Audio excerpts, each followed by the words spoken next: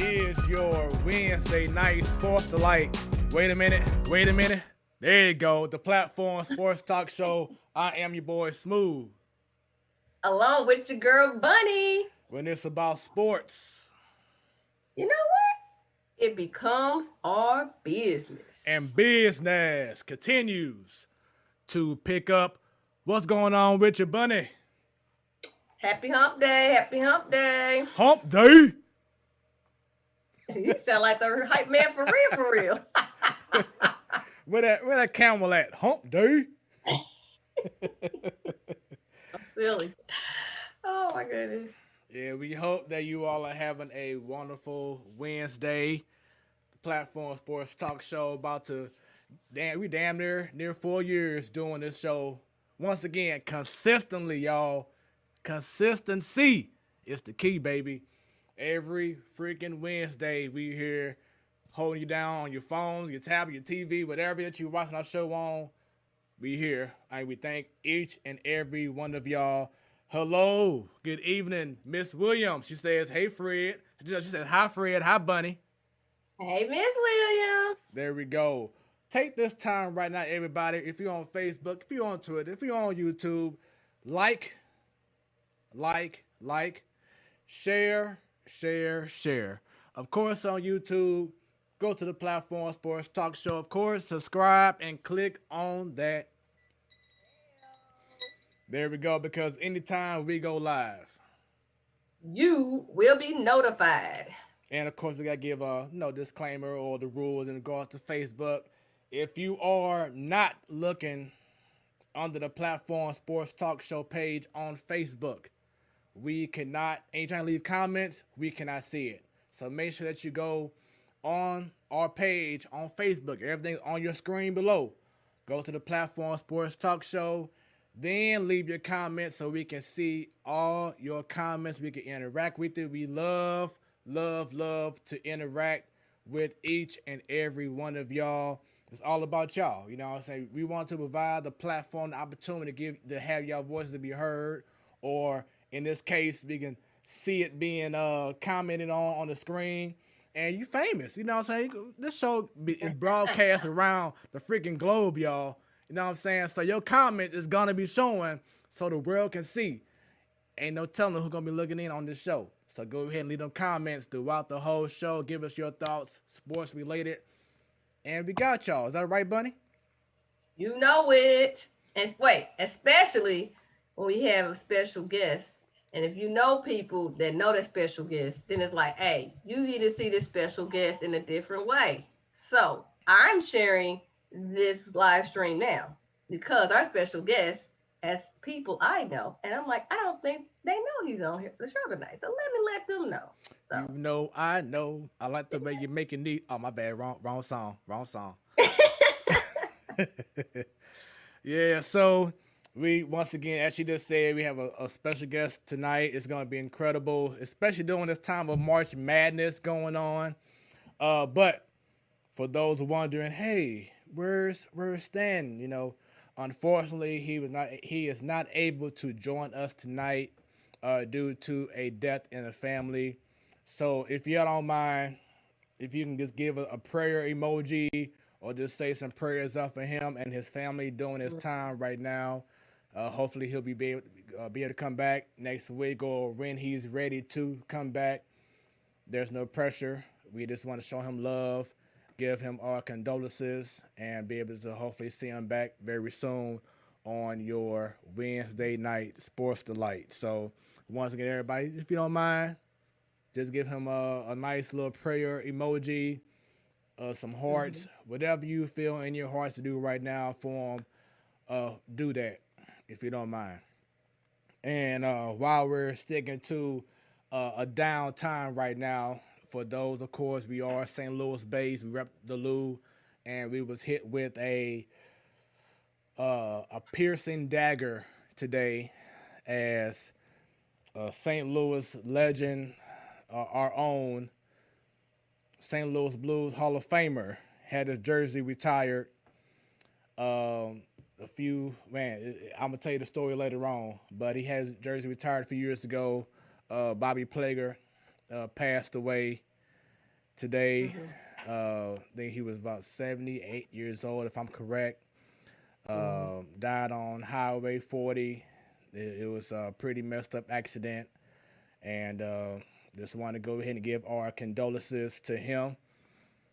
As you see on the screen, the great thing about it is he was able to experience Bunny seeing the Blues win. Blues win that cup. Yes, yes, and as they say, or as he said, he's number 5 in the program, but number 1 in our hearts. So we wanted to definitely give our love, our condolences to the family of a legend, Mr.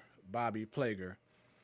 And with that being said, we want to go ahead and bring in someone who knows a little thing or two about some Blues hockey as she makes her return onto the main stage, not just ladies' night, but to the main stage of the platform Sports Talk Show. Everybody show some love to Joe. Joe's in the building. Virtually. Hey guys. What's happening, Joe? Hey, Joe. Not much. Just being a mom. Living life. That's what's up. And let's see. Thanks for the love. Chuck gives the prayer emojis and the heart. Ms. Williams says, I'm also glad that he got to see the Blues win the cup. Exactly. Because he's been to the Stanley Cup, I believe, 3 times.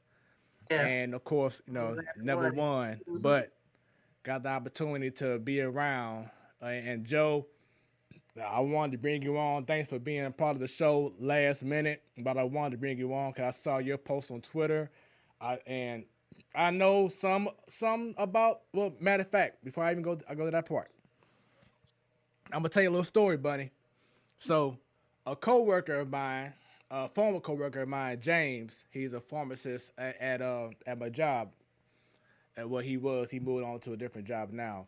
But it was like very last minute, he was like, hey, I got some tickets to go to the Blues game. This is like maybe, 3 years ago now, 4 years ago. And I'm like, oh, yeah, cool.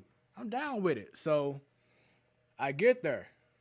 I had no idea that it was going to be a jersey retirement going on that day when I got to the arena.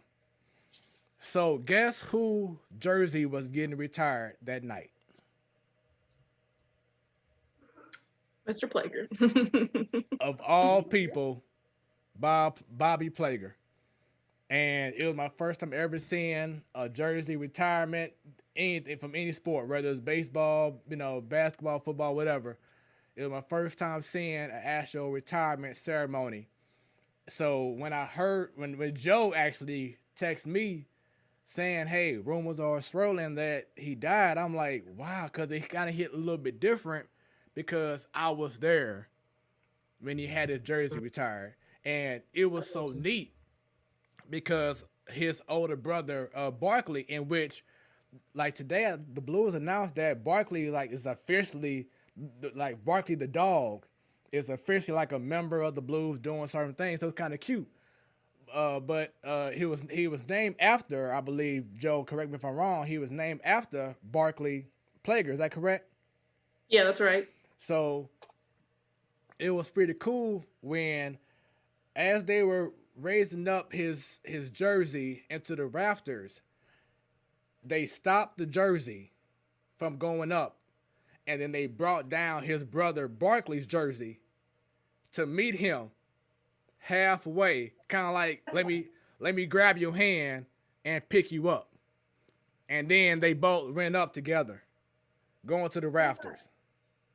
And I'm like, man, that's pretty cool. So for me to be able to see a retirement, retirement ceremony was pretty cool. But Joe, tell us about how much Bob Plager meant to St. Louis and to hockey, to the Blues, everything.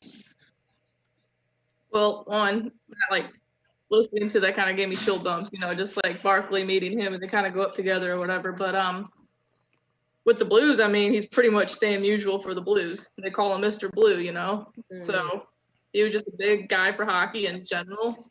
Huge in St. Louis, always helping around the city and everything, and never missed a Blues game. Blues are gonna miss him a lot. Brennan came up and told me while I was working, and he was almost in tears. So it's definitely gonna hit them hard. Everyone's really close with him. So he was the Blues ambassador. So not just for Blues in St. Louis, but if NHL needs something with the Blues, he would be the person representing the organization publicly. And yeah, like I said, they call him Mr. Blue. You know, like I said, it's like Stan Musial or I don't want to put Ozzie Smith in the same category because Stan Musial, you know, he was older, this and that. But like when you think of like Cardinals, some people think of Stan Musial, Ozzie Smith. Right. Or like I said on my Twitter post is St. Louis was hit with a lot of deaths and sports legends in the last 6 months, even with Lou Brock, Bob Gibson, and now Plager. It's sad, that's for sure. Yeah, man. And I know, Joe, that you went to the parade, and I'm pretty sure that you walked from, the by the post office and everything, and went to the actual grounds out at the by the arch. Just tell us when Bob Plager came out to the stage. I know it had to be chill bumps and emotions when he went up and said his speech. Oh yeah, for sure. Like I was watching videos, ever since the rumors came out, and I'm at work, bawling my eyes out in between calls and stuff because, I'm just an emotional wreck. But yeah, it's pretty much the biggest cheers that day were the Stanley Cup, Bobby, and Layla. So yeah, like I said, he's Blues hockey, and so he's gonna be missed so much, and just so happy that he finally got to hoist the cup in 2019 because that's all he wanted in life was to watch the Blues win. And I saw a video today of when he took the Stanley Cup to his brother's graveside, and I was like, wow, and they showed him doing a toast to his brother, resting, and they put the cup on the tombstone, and then they had other family and friends around him. But you could tell, that was really dear to his heart because even though his brother wasn't physically here, he still wanted to celebrate and did a toast to him. So you could tell that him and his brother were tight. And again, for all those Blues members and past, present, players at the time when they won the cup, how big it was.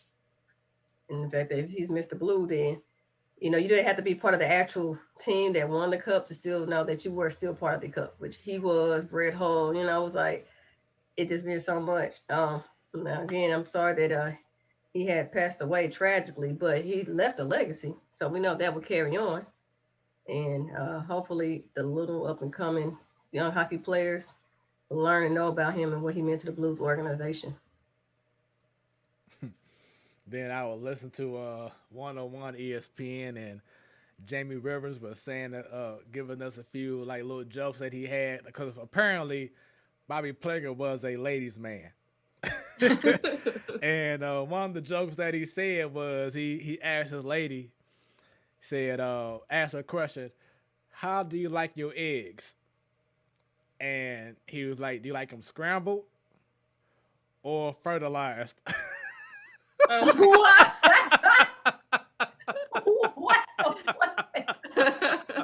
never heard that joke. Oh my gosh. I thought that was going to go a different way. I've never heard that one before. That's what I thought it was going to go a different way, like scrambled, sunny side up, and it's going to go. I thought it was going to be like something like different types of styles, and it'd be like, because, you're going to be with me the next morning. No, it's about. Yeah, that's what I was thinking, but don't look. Anybody that's watching, don't use that line on the lady. Come on, don't do that. Oh man, when I heard that, I was like, wow. And then a second one was when he had a cup of water, and he put his finger in the cup, and he put it on a lady's dress or shirt, and then he'd be like, oh my goodness, let's get you out of this wet clothes right now.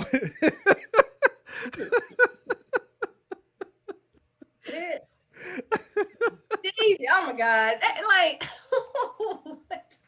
Hey, I'm And sure I bet it worked you a couple that times. those times it worked on at least one lady. At least one. Yeah. And especially when you realize, yeah, hey, that's Bob Plager. He flirting with me. Wait a minute. But no, it's just cool to be able to hear a lot of different stories because it sounded like the man was full of stories.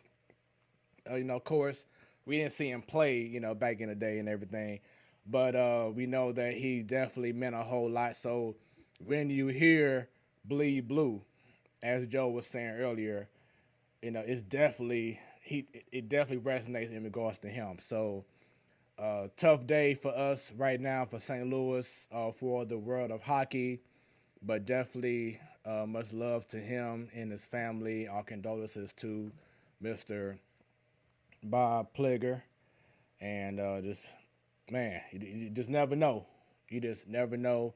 But once again, prayers up to his family, and we definitely lost another one, as Bunny said. I'm sorry, as Joe said earlier, losing Bob Gibson and Lou Brock, and now Bobby Plager. So definitely want to once again give our condolences out to the family.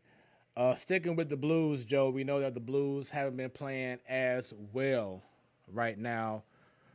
And last week, I believe that was last week, Bunny and I was talking about the contract extension for Bennington.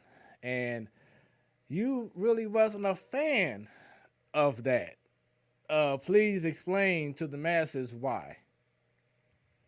Okay. Now, like I've said multiple times before, I will never forget what Jordan Bennington did in 2019, what he means to the city because of that year.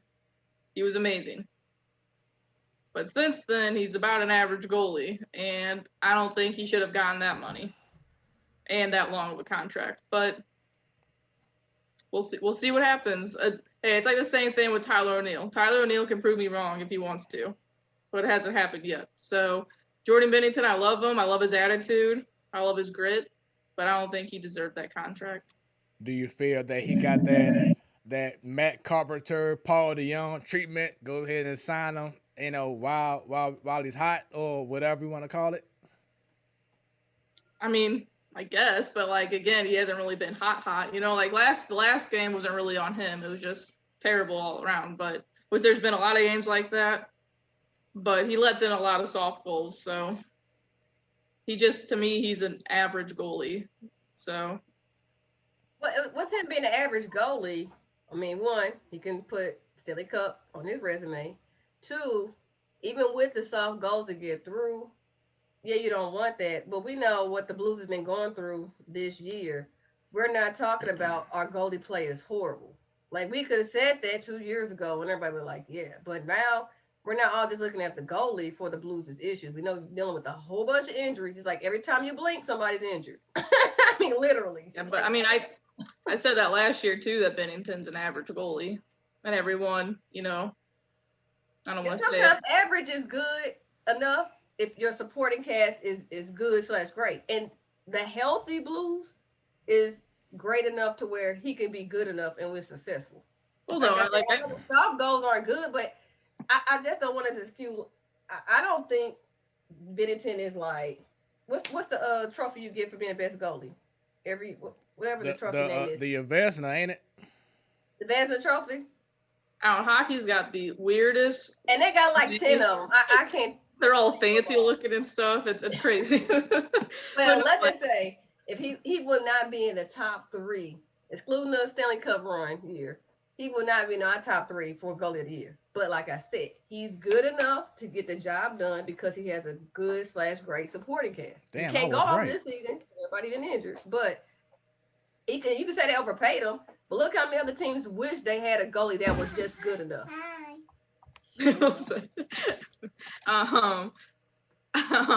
Well, everyone trashed Jake Allen all the time. Jake Allen's having just as good of a year as Jordan Bennington. So right. Where's Jake Allen now? I mean, I'm not knocking it because in Montreal.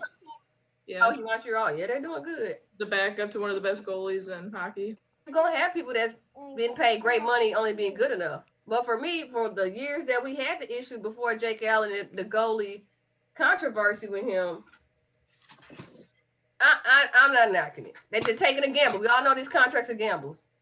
1 year somebody be great, next year is like, what the hell happened, and we need to get rid of them. But you know, it go with the territory. I'm not mad at them for doing it. At least they're trying to secure something for a long time.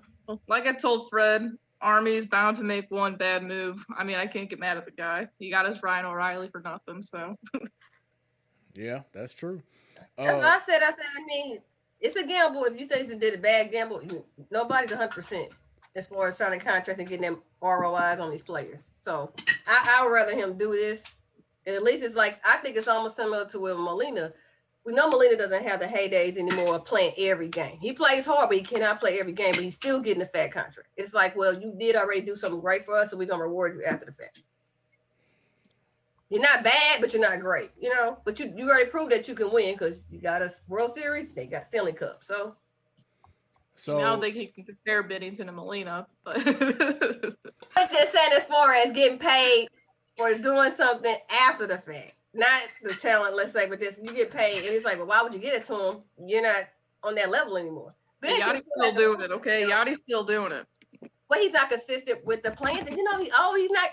If he plays 80 games, we won with Molina. Because he doesn't play like, y'all know, and not get it. That's a long time on them catcher knees. But he still, when he goes out there, he can do what he, does best. It's just we're not going to get that every day because he can't play every day. But he still got a nice contract, though. He's like, I think he can play every day. I think he showed what he can do. Would but if he could. Kisner's going to get his time. He's not in good shape. He would if he could. He has that hunger and that desire, but physically, he knows his limitations.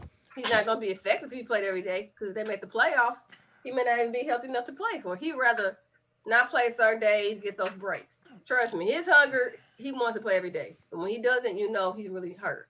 And I did hear, I think they said yesterday that Yachty did tell Mike Schmidt that, yes, he understands that he can't play a full 162.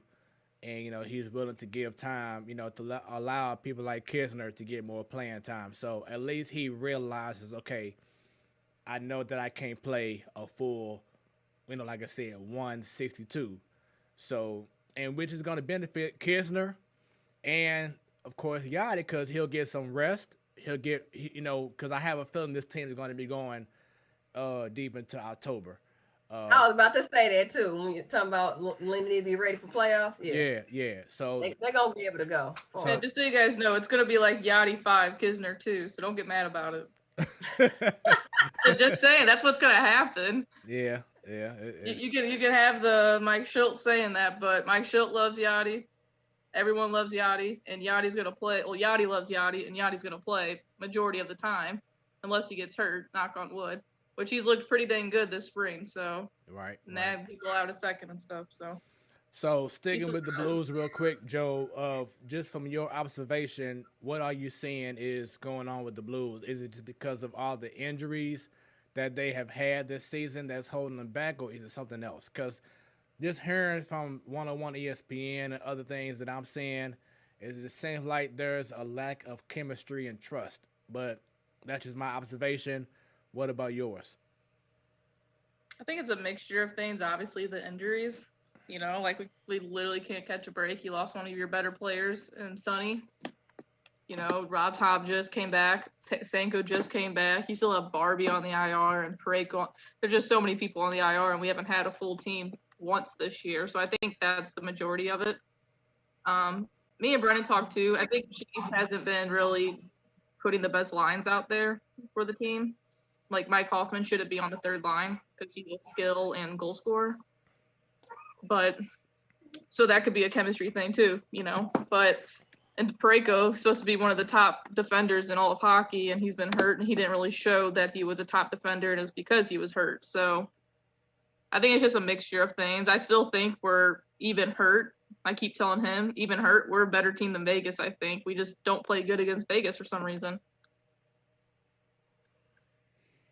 Okay, so with that, you said it's a combination of things. Injuries is the main one. Chemistry 2. You think goalie plays 3, or that's even further down the list? That'd probably be 4. But I know I saw Chief say something about Blake getting a day off because he just doesn't look like he wants to play. He doesn't look like he has the energy or desire to play. So he sat him, as a healthy scratch. So that could be one of the things too, which some nights they do look laggy. Like the other night, it was a late game, but they let in 3 goals in 1 period, and we had like 2 or 3 shots. They just didn't look like they want to be there. Or are they bored because they're playing the same teams over and over besides the lack of chemistry? Or what's the fire that got them going besides Gloria? When we were the worst in the league and then flipped that switch, had on winning streaks, and all went to the Stanley Cup. What? Chiefs chewing their asses out, probably. That's probably what it is. And like you see him on the bench getting upset at weak goals that Bennington lets in and stuff. But I mean, does he have the desire too? I don't know. I mean, it's hard to watch some of these games because all these games come on at 8:30, 9 o'clock, and by then I'm exhausted. So, Right. But just from what I see, it's just a mixture of things. I still think they're gonna make the playoffs. I just don't know. Will it be like last year in the playoffs, or will it be like 2019? Last year in the playoffs, you know how bad we looked. I mean, we was done in the first round, and it was like, wait, and we not even they aren't even traveling. Y'all in a little mini bubble. What is going on here? It's like by the time they clicked, it was too late. First round is over, and we're going back home. Like That was a weird year. So that's what I'm saying. With this year, we're playing the same teams over and over. Your traveling is not as much, so can't always say traveling fatigue. But I know we got injuries, but if they're gonna make this playoffs, they gotta find something to flip that switch to let's go, or it's gonna be deja vu. First round, and we going home. Like, well, hey, I hate to say it, negative things sometimes turn into positives. Maybe the death of Bobby Plager lights a fire underneath them, and maybe that they want to do it for Bobby and this and that, and right. If they have something small going on in their lives right now that's preventing them from playing good, maybe his death will help unite them. All right, you heard it from her first. You heard it here. Stanley Cup 2021. Pendulum's gonna swing. Hey, it'll be this show right here on the 24th of March that began the Blues' run to another championship right here on the platform Sports Talk Show. There it is. Do it. So, going from hockey to baseball, we have less than a week a week and 1 day until we have regular season baseball back. The Cardinals will be playing at Cincinnati for the home opener. Jack Flaherty will be the first pitcher, holding things down. Earlier, Joe, I know we had a little conversation about the Cardinals and your thoughts on the lineup. You were saying that you don't like seeing Goldsmith and Arenado based off of who's going to protect them. But before we get to that part, I just want to say, because I've left some comments on other people's posts, and I truly feel that this is the time in which we all have seen it. Matt Carpenter. You know what I'm saying? Let's go ahead and get it out there. Matt Carpenter is just not that dude anymore. And I personally feel that he needs to be given that Dexter Fowler treatment. And, hey, let's find a team that he can DH, whatever, and let's let him do his thing, because I feel he's going to hold up somebody else from getting that playing time. Someone like a John Nagowski, someone like maybe a Jose Rondon, Justin Williams, whatever it is. Matt Carpenter, to me, and I said this, Bunny, you probably recall this, but these last 3 years, he just is not the same. He lost it. Yeah. The game has passed him by. He has not adjusted to the shift. Mike Shildt, John Wazilak has both said that out of all the players in Major League Baseball, not the National League Central, not the National League, but in all of baseball, he's been the one most affected by the shifts, and he hasn't made that adjustment. He can't catch it to a fastball, save his life. What purpose does Matt Carpenter serve on the Cardinals right now? Joe, the way he talked about Matt Carpenter the last 3 years, like he said, is equivalent to how he talked bad about John Mozeliak. We've heard it so many times on the show. And the reason I'm smiling, though, because you missed the show when my dad did a pop-up. We talked about the Ronaldo trade.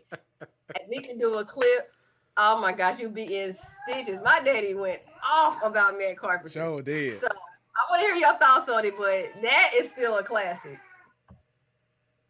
I mean, obviously Matt Carpenter isn't what he was, like an average guy, not like average player, like batting average, doubles machine, this and that.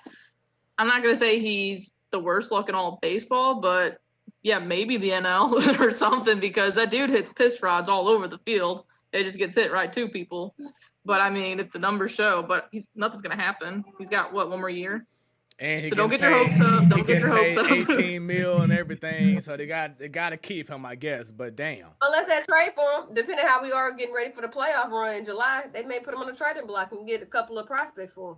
I mean, maybe, but if most teams didn't spend money this year with besides a couple, who's gonna pick up a guy who's gonna go 1-4, strike out 3 Ks, and maybe take a walk?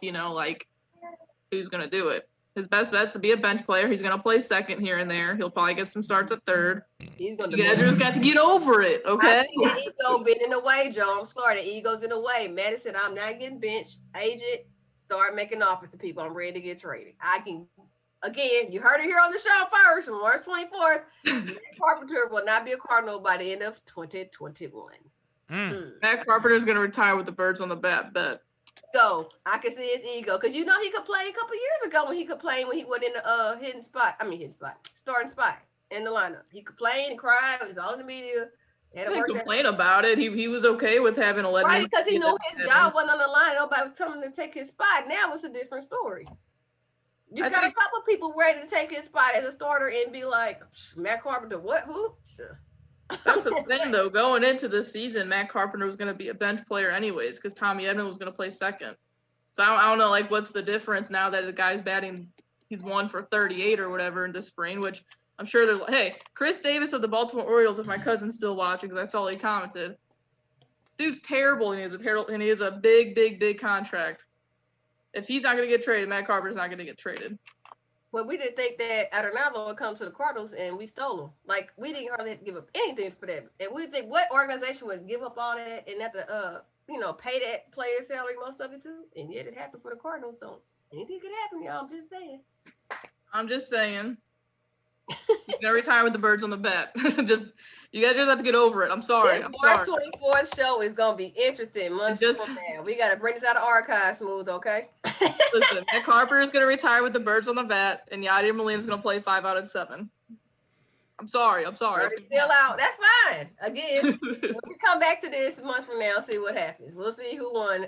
This is predictions. And all I know is that there should be no reason for Tommy Edman to even touch the outfield unless he's getting a Texas League hit, and he's in between the outfielder and second base, and he catching the ball.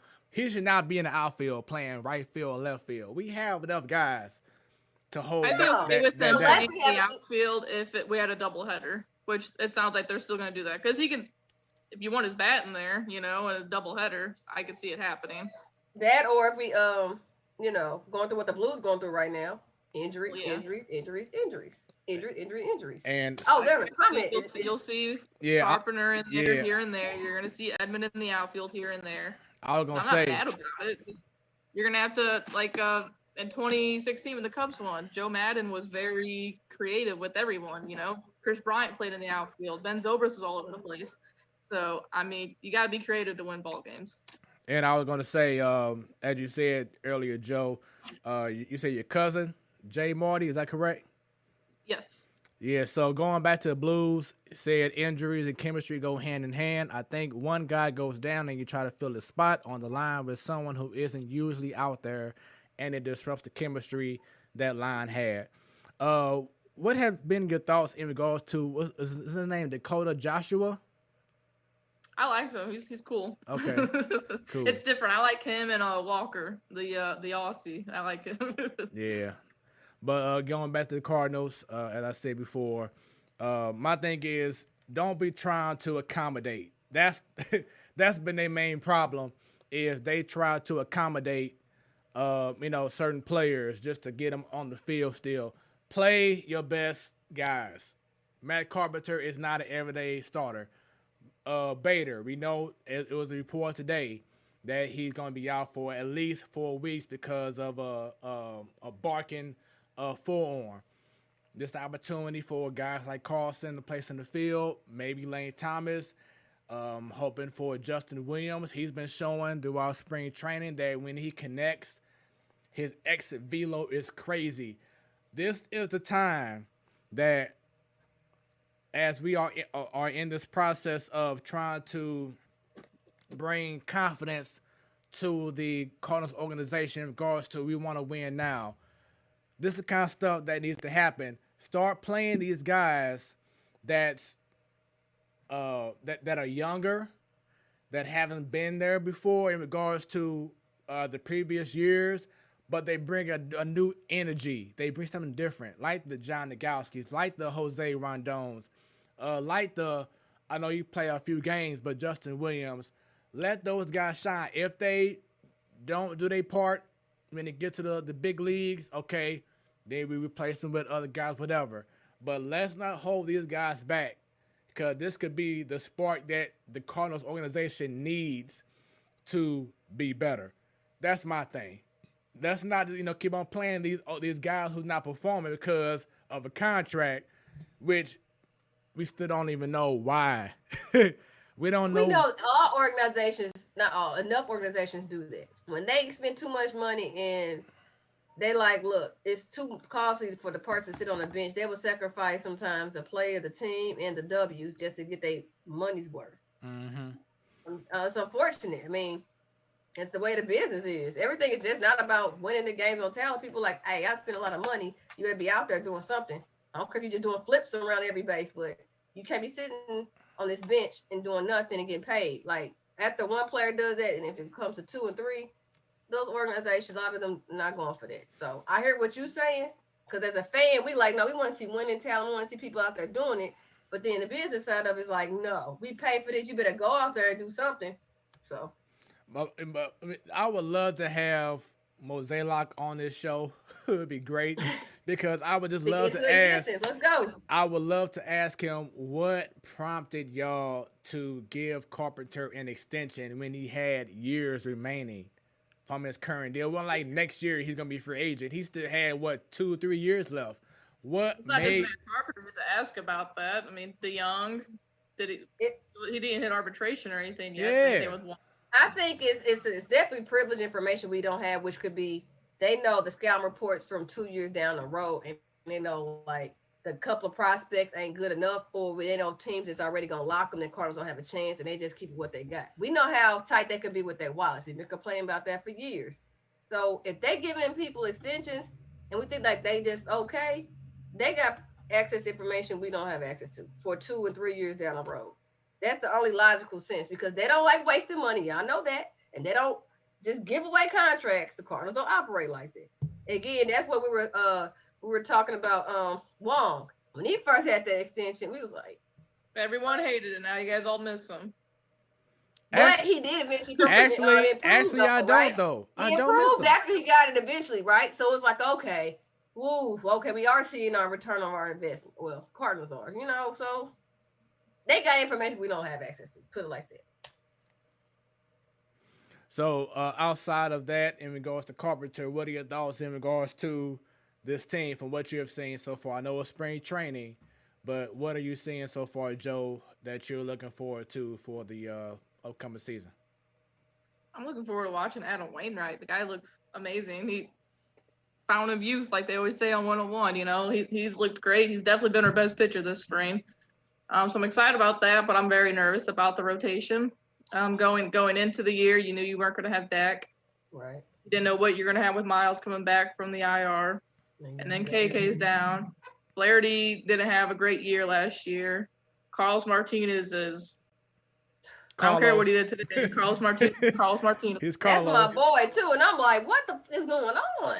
But I think our lineup's going to be fine. Yeah, they might have a couple days to a week to where, everyone's not clicking and everyone will freak out about it. But I think they're going to be fine. I think our bullpen's going to be great. I'm excited. It's like what, April 1st? Right. I'm pumped. Next Thursday. Opening day is really Next Thursday.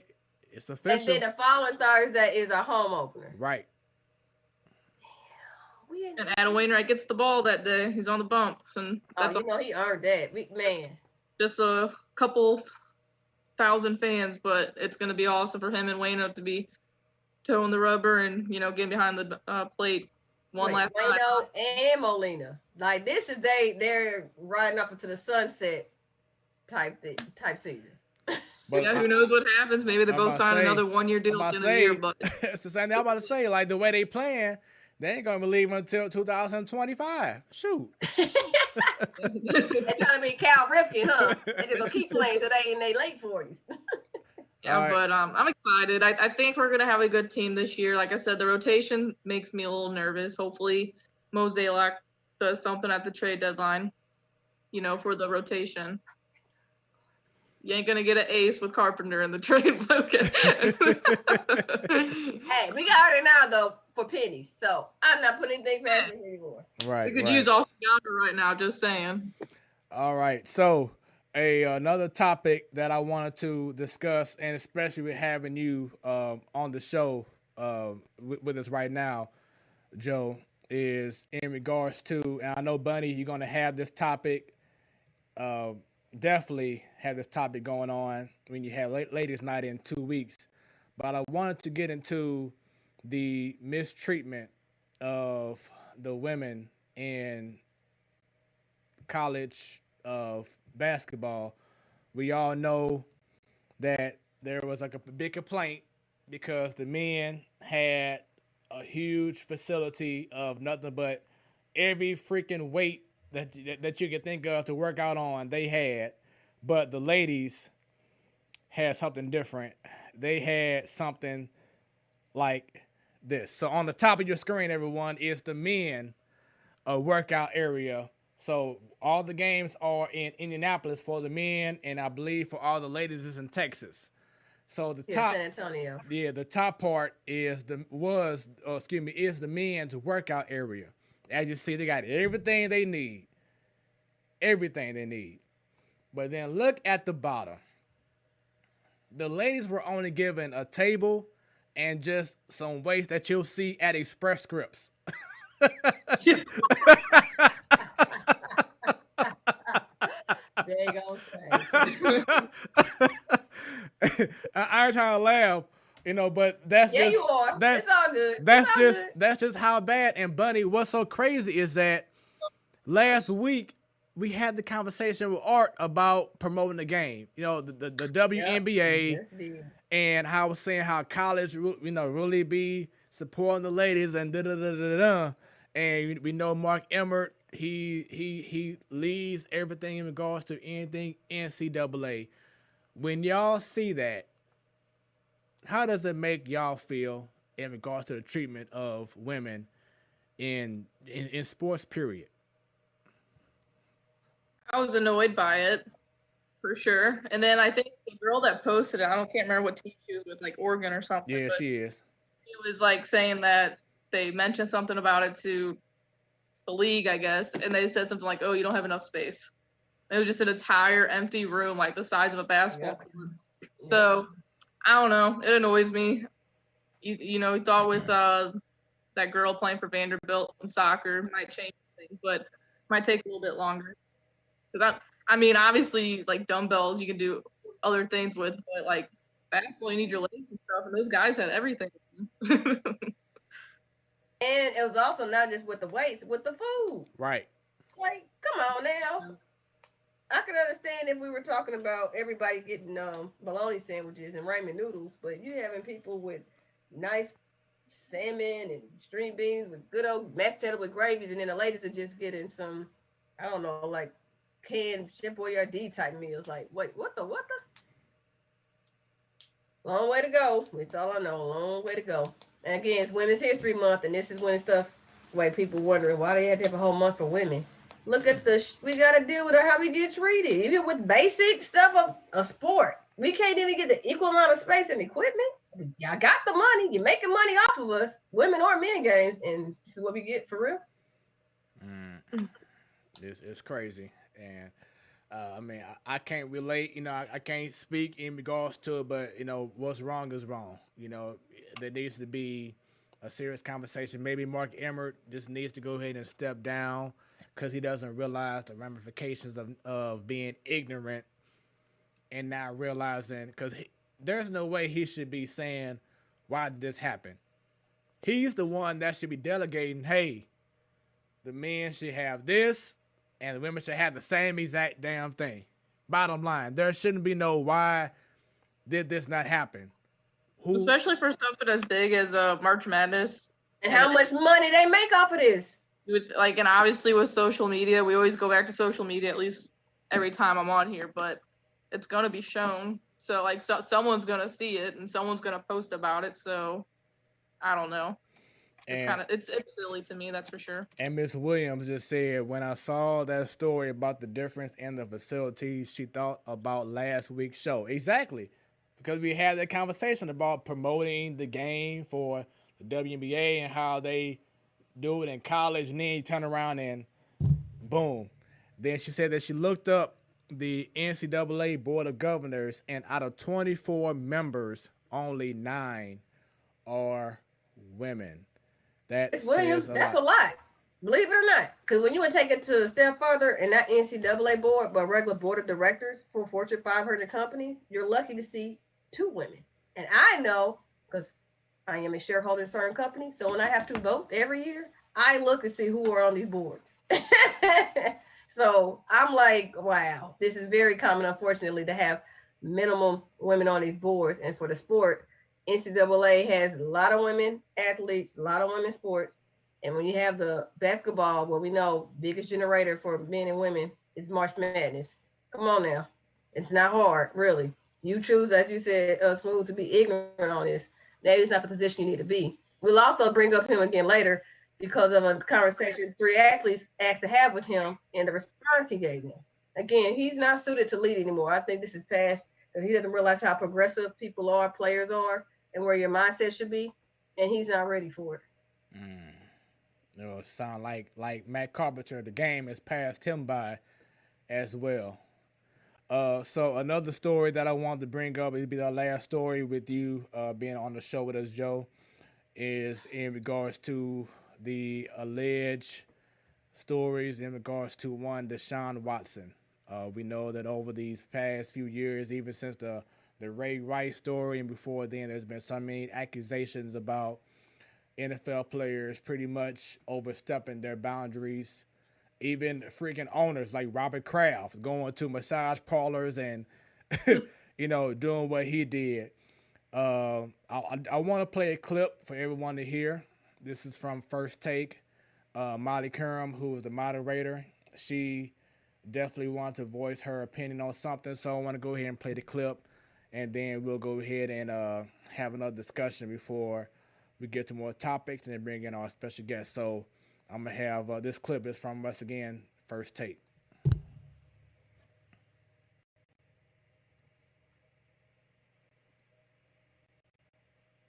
NFL spokesperson Brian McCarthy said last week that the matter is under review pertaining to the league's personal conduct policy, and the Texans said in a statement that they would stay in close contact with the NFL during its investigation. Stephen A., before I kick things off to you, let me just say this quickly here. Sure. So I've been in sports since 2006. Before I came to ESPN, I don't know, I've been here 5 or 6 years now. I was at NFL Network for about 4 years. Huge NFL fan, followed it very closely all along. Mm-hmm. Given the seriousness and quantity of these allegations, we're talking 14 lawsuits, 24 total claims, we're only 10 days in. I personally, as a woman, would like to hear more from the NFL.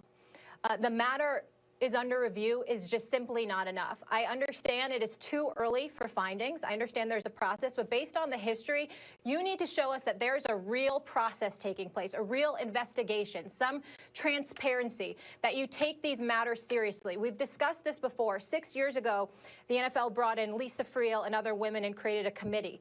I mean, are these just talking points, or are these actual resources to address this behavior? This happened after the NFL failed women with the Ray Rice Rice situation.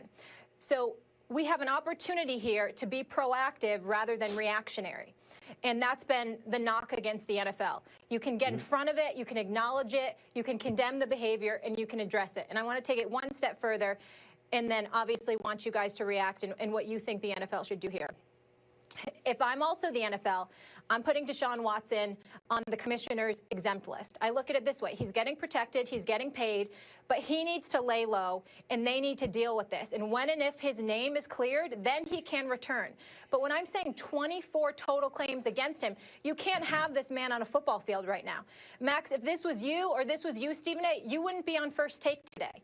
So address it. He can continue to get paid, and he can return when he clears his name.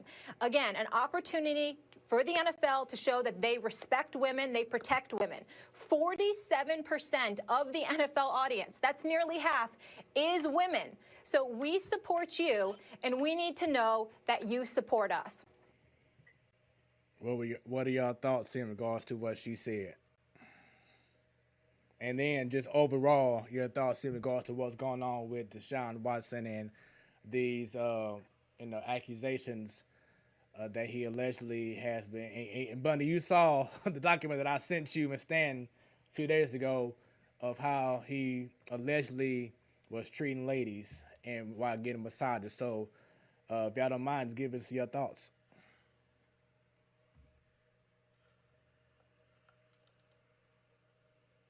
Bunny?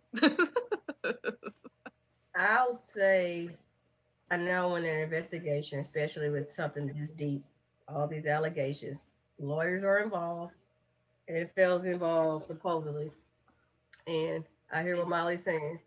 They're going to do their investigation internally, and of course, lawyers are going to have their own investigation. But from what's been brought out so far, it is very, not disturbing, it's very shocking and like disgusting. I saw some documents from a lawyer, one of the people involved, and I was like, wow. But at the same time, I was like, this is not surprising, only because with Me Too movement came to light where you have more people, quote unquote, aware publicly saying this. But over the years, it's very common, whether you are grouping, whether you are in social circles of athletes, some of the behavior is sickening, but it's not surprising, unfortunately. But as far as her saying the NFL needs to have them off the field, I mean, I thought that would be a given. You don't need to be participating in anything. You still get paid, because if you want to be guilty by the press, that's one thing. But if you're going to be going by the NFL rules, if allegations come out and an investigation comes out, then yeah, you should not be in the limelight. Deshaun Watson was just in the news a few weeks ago just for demanding to get traded. Now that's what only conspiracy theory I'm thinking is somebody from the Texas, somebody so mad at him to where all the stuff comes out after he was demanding to get traded and all this bad press he was giving the Texas organization. Is it coincidence? I don't know. But the point is, he does not need to be on anybody's spring workouts or anything until this stuff is died down. It's not good, and it seems like it's going to be more allegations coming out. Yeah, one, I don't know what's going on with just the NFL in general. I feel like it's been like this for years now, and even just like this past off season or whatever with the Washington football team with all that stuff going on. But I don't know. Like I never want to like judge a subject until everything's like proven, you know? Because like you said, Deshaun Watson, there's trade talks and this and that, and then it could just be rumors, you know? Like I don't want to say that with how many allegations there is, but in all these topics, and not even just like with sports, just in general, I feel bad for the guy until they're proven guilty.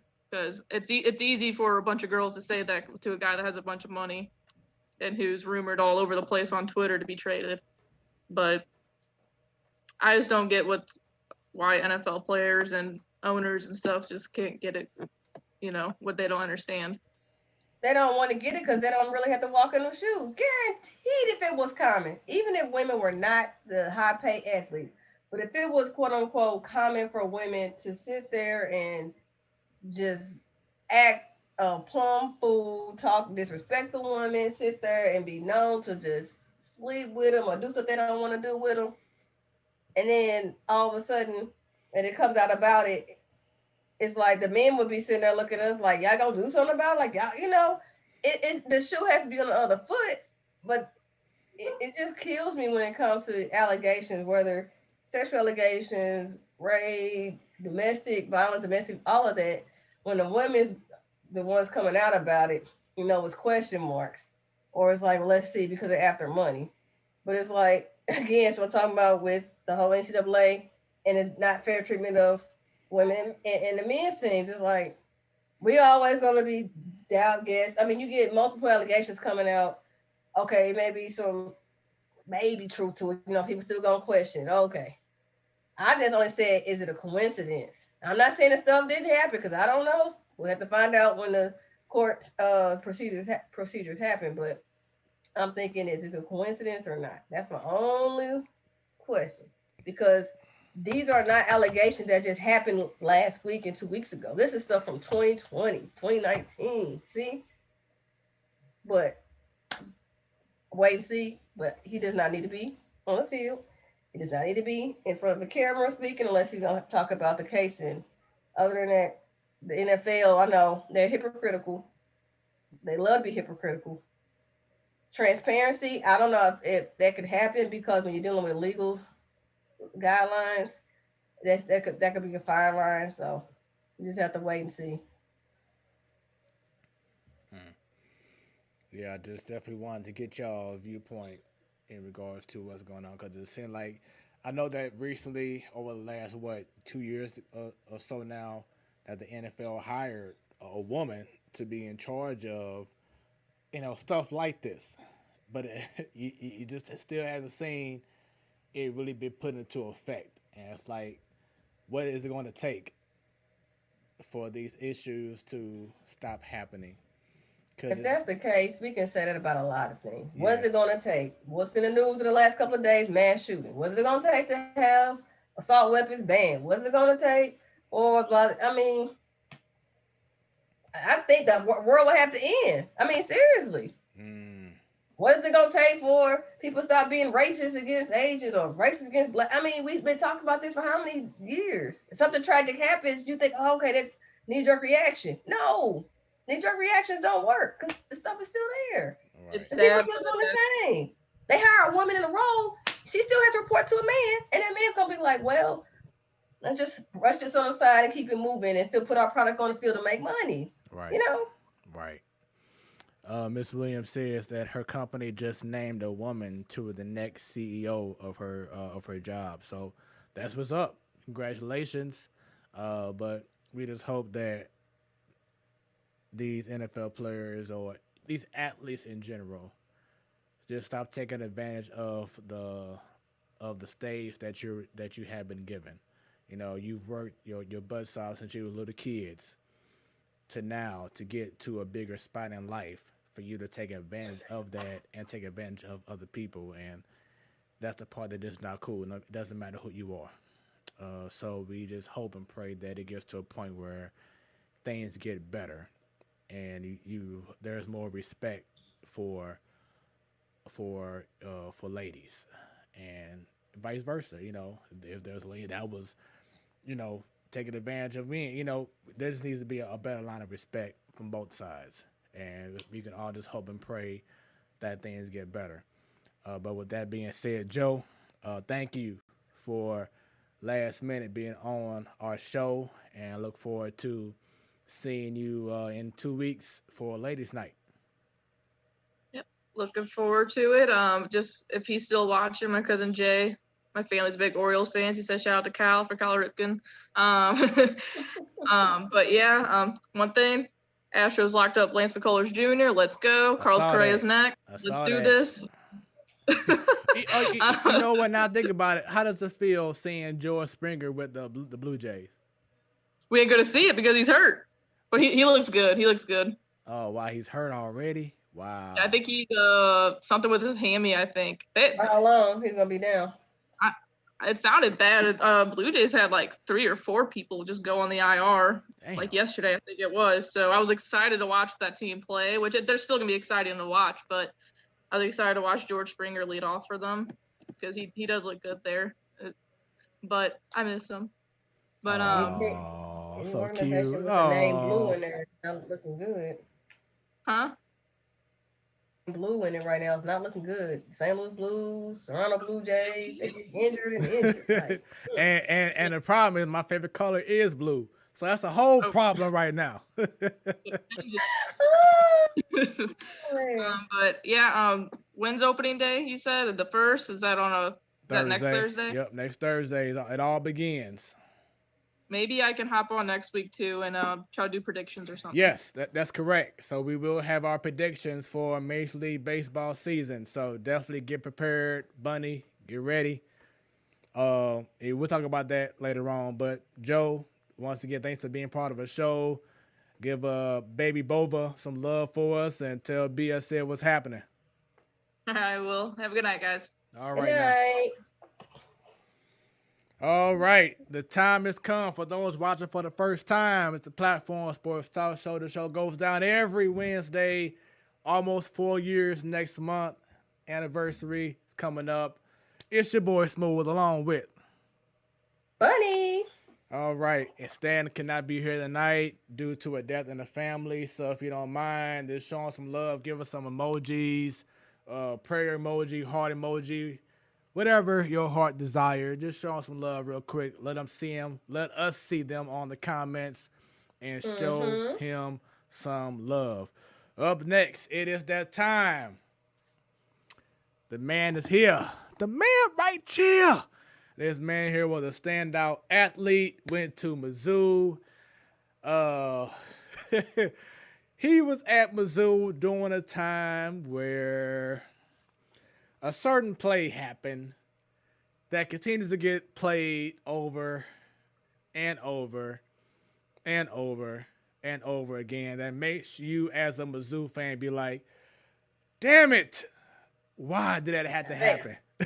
At least the one thing we can say, it wasn't our special guest's fault. Right. Say that. Right. And that person. So. But now he's a head coach at Pattonville High School coaching the boys. He's also a teacher. It is our honor, our pleasure to introduce to our show none other than Mizzou alum, Mr. Kelly Thames. Well, as the streets say, Coach KT. KT, Hey, are you with me? Hey, I'm here. Hey, Smooth, I'm gonna say this, man. You need to be like, the Detroit announcer at the basketball game. Detroit basketball.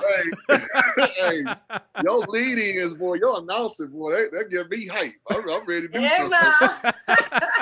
Hey, put me in, coach. I'm ready. Exactly. Put me in. Exactly. I'm ready to jump through this screen, boy. I'm telling you. Look. Really? Let's get it. Let's go. But hey, it's a pleasure to have you on our show, man. How are you doing? Man, I'm doing good, man. I appreciate y'all having me, man. I watched the show, man. Y'all, I love it. I like the being spontaneous. Y'all talk sports talk, just different topics, man. And everybody have an opinion, and everybody's opinion is valid. You know what I'm saying? So I definitely like it. I love it. I love this platform, and I like what y'all doing. Hey, man, we definitely appreciate the love, man. And I've been saying for the longest time, like, people just need to just tune in and just see what we're doing, because it's so different than what, and we're not trying to compare ourselves to other shows or trying to compete, because we just want to do our thing and just show our passion that we have for sports and do it our way. So I just feel like once people see the show, get an idea of how the show is, they will truly appreciate what we have to offer.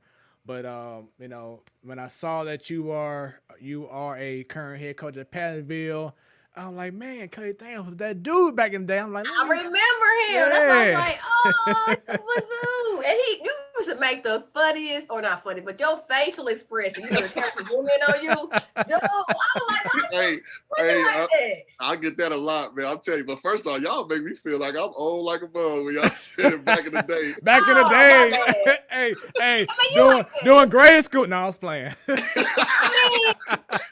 think about it. I'm surprised because, like I tell you, how young I started watching basketball. And I remember seeing you, and I'm like, oh my gosh, I can actually talk to him as a whole adult now. I was like, you know, little, you was a whole, right? I was adult then. Who was I saying? You know. But Bunny, when you said that about the facial expressions, man, I get that to this day. I like my facial. I don't know what I don't know why, but I mean, ever since I was little, you can ask my parents, my mom. She always used to get on me like, "Watch your facial expression." If you upset, anything, you just read your mind. Like it was a bad call. Like other people, they watch games. I just can't hide it. It's just funny, man. I watch it. Like they had to be to go back. They just did like a documentary or whatever. They did like when we went undefeated my freshman year when we had Melvin Booker, Javon Crudup, and we went undefeated in the Big 8, and we made it to the Elite 8. So they did like a whole throughout the whole season, and then some of the clips, like a lot of my friends and family, every time they showed a clip, it was me doing a facial expression. So it was just funny. And then I just realized, just started looking at it. I was like, dang, I did do that a lot, huh? Man. It's so funny because like they zoom on. I guess the cameraman knew. Right. He gonna have an age. Lo and behold, I'm like, why he does not look like that? The ball stopped. Anytime this play stopped, don't kill. I'm like, what is wrong? And you know what? Now I think about it, because we have had a lot of guests on our show. We had Council Morton on our show a few months back, and we've had other athletes who played in college basketball. And I never thought about asking this question until now, but like once you made it to college, were y'all given like a lesson in regards to how to deal with the media? And you know what I'm saying? Knowing, okay, well, when this camera is on red, that means that it's showing you. You know, were y'all given anything to prepare yourselves for what to look forward to when you get into college? Yeah. Well, like before the season, we'll, the coach will just tell us or bring somebody in just to say, like, when interviews, how to conduct the interview, what would they ask you, and just things like that, and they try to give us some, parameters as far as just give us some examples of how to do it, as far as saying an interview after a game or anything like that. But like, as far as playing, like, that's just raw emotion. Like, I don't know if you can just, you can't curtail that raw emotion while you playing and stuff like that. So that's why you see, it's just funny now, like with this pandemic, and you don't see any fans, and you hear everything, and you see everything on TV. Mm-hmm. It's some word, it's some conversations that you hear that you probably won't hear if the stadium was packed. You see what I'm saying? Right. Or if, they could do different clips, but the players are always shown and things like that. So you start to see really like behind the scenes and what they're saying, and, some language and stuff like that that's going on the court that usually you don't hear when you have a full packed house. So it's just different now that, once we get to having fans and things like that, it'll probably get somewhat back to normal. But like you said, you're seeing everything, like everything behind the scenes as far as, the raw emotion as far as playing and everything like that. So it's pretty good though. And that's why I always felt like sports needs to be on like HBO or something. Because when it comes to sports, we all know that they want to market sports as family friendly, but at the end of the day, we all know it's about being competitive. So you're going to hear the cuss words from the coach, right, from the players. Right. That's why I feel like sometimes don't edit out the F-bombs, and that's what the fans want. Map right here got me messed up. Or you know what I'm saying? That's what the fans want to see. That is going to bring in more attraction to the game, is seeing hearing it and not getting edited out, because that's what sports is about. It is about that raw emotion of, let's now black out what this guy's saying. If Kevin Garnett is trash talking someone, talking about your mama, we want to hear it. Right. You know what I'm saying? And I want to laugh while y'all entertaining me. I like to laugh. Right. Right. That's just like when on HBO, like you were saying, like when the NFL they do like they cover like one team every year, right? And they go behind the scenes, like everybody see. I used to get ready, like I'll be every Thursday that come on. I want to hear and see what happens behind the scenes of like in practice and what they're going through. So like that gives you an inside look on the team, especially if that's your team that you follow since you was little. You want to know everything about your team. So it's kind of like you get an inside look and you get more fans and they get like a little personal feel to it. So. Exactly. So with that being said, we know that it's been just over a year going through the pandemic with you being a high school coach at Pattonville High School. Hopefully a lot of members or students of your team is watching right now. But can you just give us what you have been going through during this pandemic once everything started and then going to a year later? Man, when it first started, I remember exactly the first. I remember the day when it first started. We were about to go on spring break. Right now we're on spring break now, so it's like a year. So that Thursday or whatnot, we just heard different rumors about what's going to happen. We're going to be on spring break, and then the teachers, they were telling us, bring your laptops and things like that, and plan on doing it online. And then as spring break went, and then as the weeks keep passing by, we were like, they will let us know when we gonna come back to school. But then that one spring break went to 2 weeks, then it went to 3 weeks, then it went to a month, 2 months. So like, it was weird. Like it seemed like everything just stopped. That's basically what happened. And everything, it was just different because, I'm a person like everybody, I'm like a creature of habit. So I'm like, I got a routine, boom, boom, boom. So when you just get out of that routine, you don't know what to do. And that's how it was. You was left in the dark. So it was just like a lot of unknown uncertainty.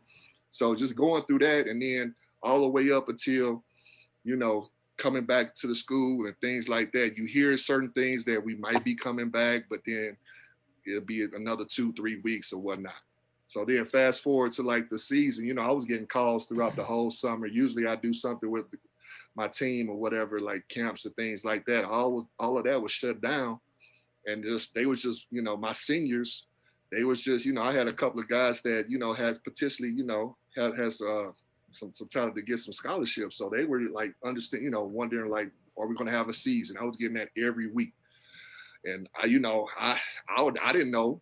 So I was always just wanting to be, be optimistic, what I'm saying? Be positive. I think, we're going to have something, just, we just got to wait. We got to wait and see. And then luckily we came in, and then, with the rules, regulations and things like that, it wasn't like it was last year, but we actually had a season. And to knock on wood, throughout the whole season, it was like a wait and see. Like every day, we didn't know what was going to happen. Like sometimes, I'm going to give you an example, like our athletic director comes to our gym, and we practicing. And every time he come into the gym, everybody like stop and look, like, is the season stop, or are we going to be shut down and things like that? So it was a lot of uncertainty, but God willing, everything, it just went through, and then we didn't have any stoppage, and, they had a chance to actually have a season, and I was kind of happy for the seniors this year because, the seniors last year from the spring sports, they didn't have a season. And it was just good to see them, have something to look forward to, right, while we're going through this. Right. So, did any of your players get COVID at all, or everyone escaped clean free? Now that's what I said. Knock on wood, like nobody had it, And like I said, we're blessed. Like it was just a blessing. Like, a lot of prayers every day. It was blessing. Just it was just being a sense of being lucky, And like I said, I don't know right now throughout our whole season. Like now, maybe, I don't know if anybody is getting anything like that, but we was just blessed, and it was just fortunate to, have a whole season and we didn't have anybody come down with anything. That's what's up. All right. So, Bunny, if you don't mind, why don't you give like the official question that we always ask our special guest? So, Coach KT. Oh man, okay. Hey, when we get to the steak and potatoes, you know, because All it right, tends okay. to happen right around, I don't know, your high school years. But we ain't gonna go that far yet, because y'all know how athletes are, and they get little egos, and women come in the picture. Here nor there, let's just. There she goes. She's starting already, Coach. She's starting already. I mean, he was a recruited athlete. I just want to know what the rumors is true, how they treat recruited athletes. Hey, don't believe the hype, y'all. I'm just saying. Don't believe the hype. Oh, okay. All these basketball athletes we've had on here and coaches. Oh, okay. Coach KT, sorry to get off script here. When did you first fall in love with your? I'm sorry, you got me thrown off. What was your favorite sport, and when did you first fall in love with it? Man, my favorite sport was, like I said, basketball. Like, I had an older brother that played. He played. He was pretty good. He got a scholarship and played at Harding University in Searcy, Arkansas. So I just was following him, watching him. We used to go to his games and things like that. And just basketball, it was in our family. My dad played. He graduated from Harris Stowe. He played at Harris Stowe. He taught too, retired teacher. So I think it started with my dad, then, with my older brother. And then it was just basically like a basketball. We were a sports family, My mom played when she played, when she was in high school. And then my sister, she played volleyball, but she dabbled in basketball. So we were kind of an athletic family. And I wasn't forced in it. I just seen it. And then I just liked it. I played around the neighborhood with my friends, and I just, gravitate towards it because I saw my older brother. And then also too, I was pretty tall for my age as well. So I was getting a lot of people, coming up to me, asking me always like, you play basketball? And I was like, yeah, we play basketball. So like at about 10 years old, I was like 6 foot, 6'1". Are you serious? Yeah. Yeah. And Yeah, so I was pretty big. Like my mama used to tell me when I was a kid, when I was a toddler, them jeans and stuff that it called Huskies. Yeah. I don't even know y'all know about Huskies. Yeah, Huskies, that's for the little thick kids. Yeah, the thick kids. I was a fat, chubby kid for real. I was a little baby, like, I had Husky jeans and stuff like that. That was the size. It says Husky on it. That's what it was. So, so I was. People start wearing Huskies, like. I guess you could say 10, 12, because they make up the size 16. I know, but I was wearing Huskies back when, like, I was a toddler. Like, I was big. Dude, I was a big kid. No, seriously, like, in kindergarten, my grandfather used to tell me, like, after, he come pick me up, and he always knew when I was coming to the car, because you start seeing little kids flying to the left, flying to the right, because I'm running because I'm seeing my grandfather, like, Grandpa, I'm running to him. He just see kids just knocking over. I'm knocking over kids trying to run to him. So I was a big kid. I was like, I'm telling you, I was like at least 4'11", 5 foot.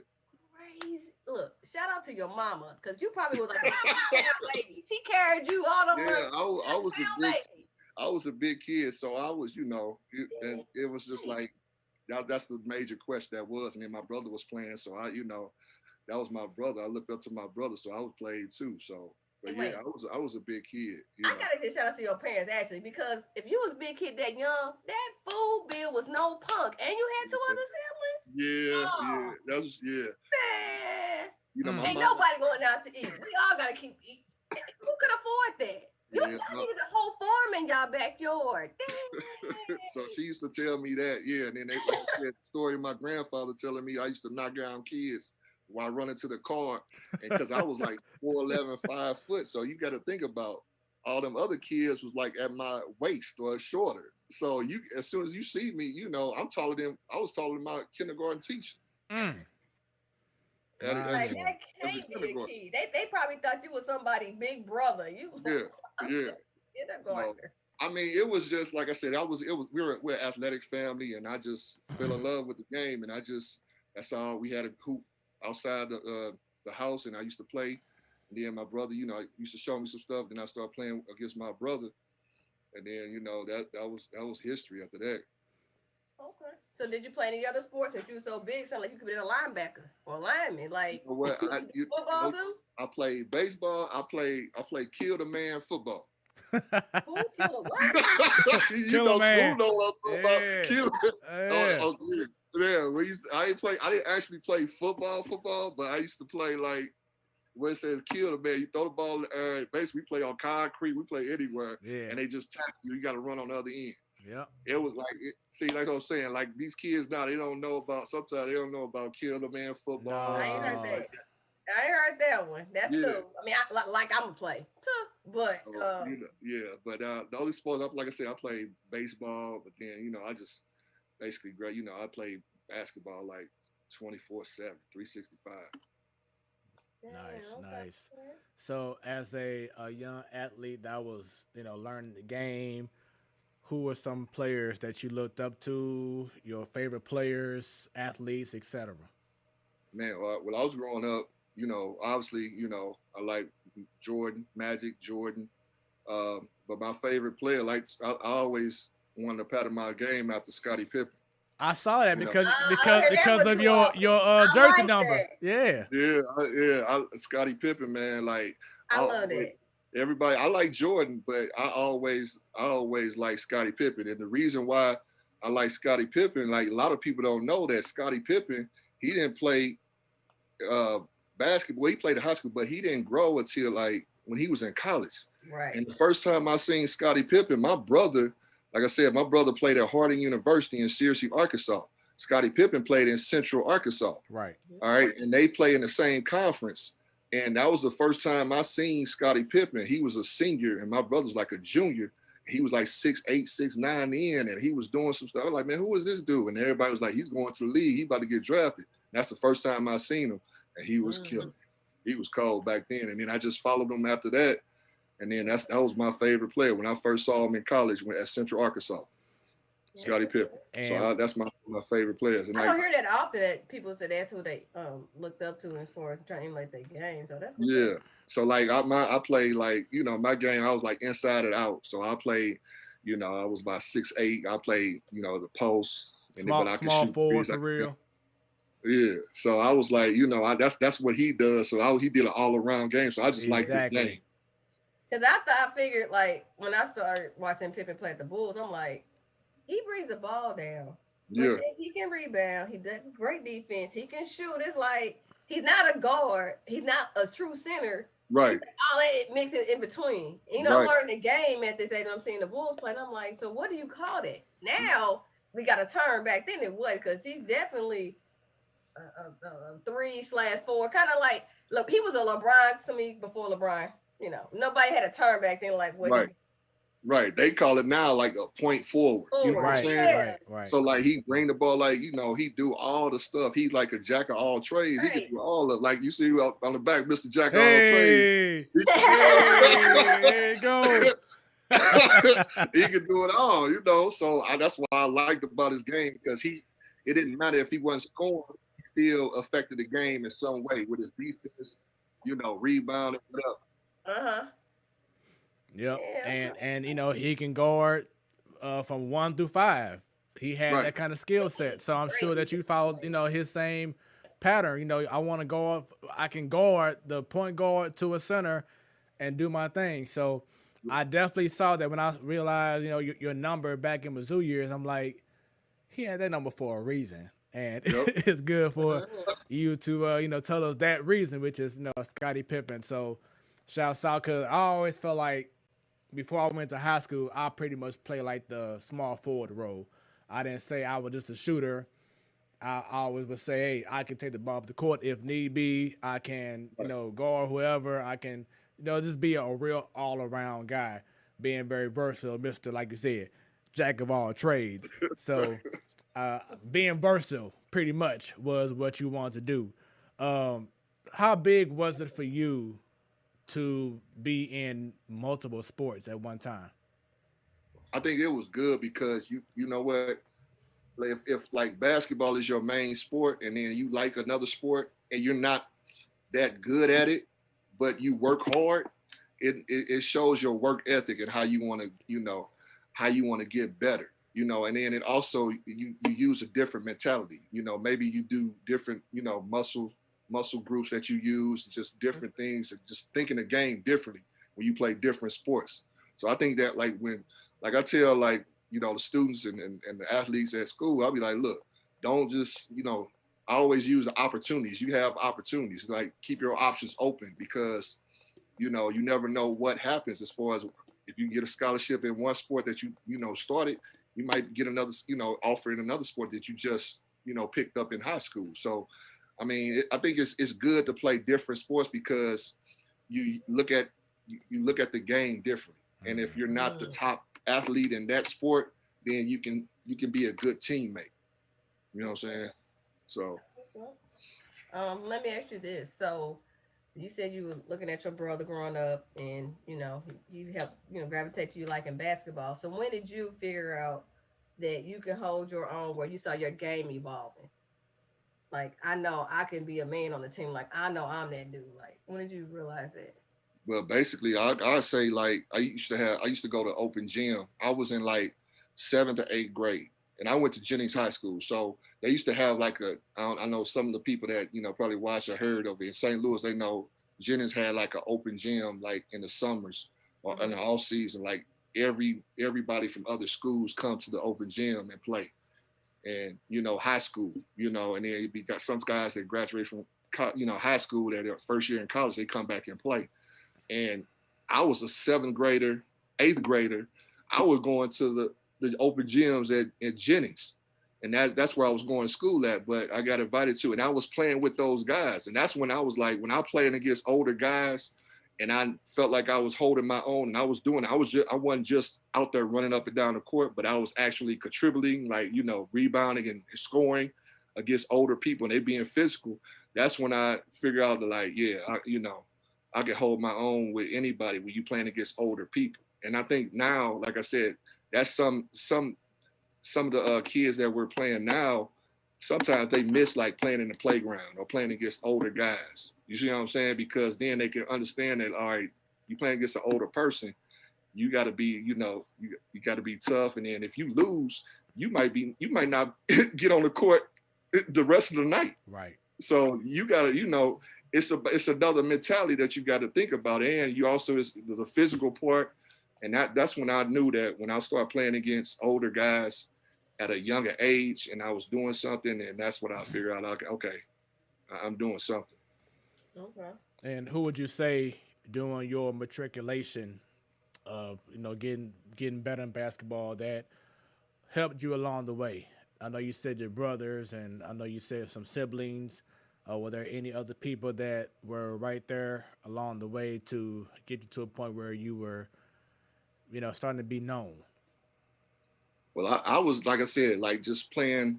I don't know, like when we was growing up, just I don't know, Anthony Bonner. You know, Anthony Bonner had a Bonner League, you know, in the summer, and a lot of college guys, and then, you know, high school about to be seniors and going to college, they had like a little summer league, like a little pro-am league that he had at Deshaun, and a lot of players played there in the summer.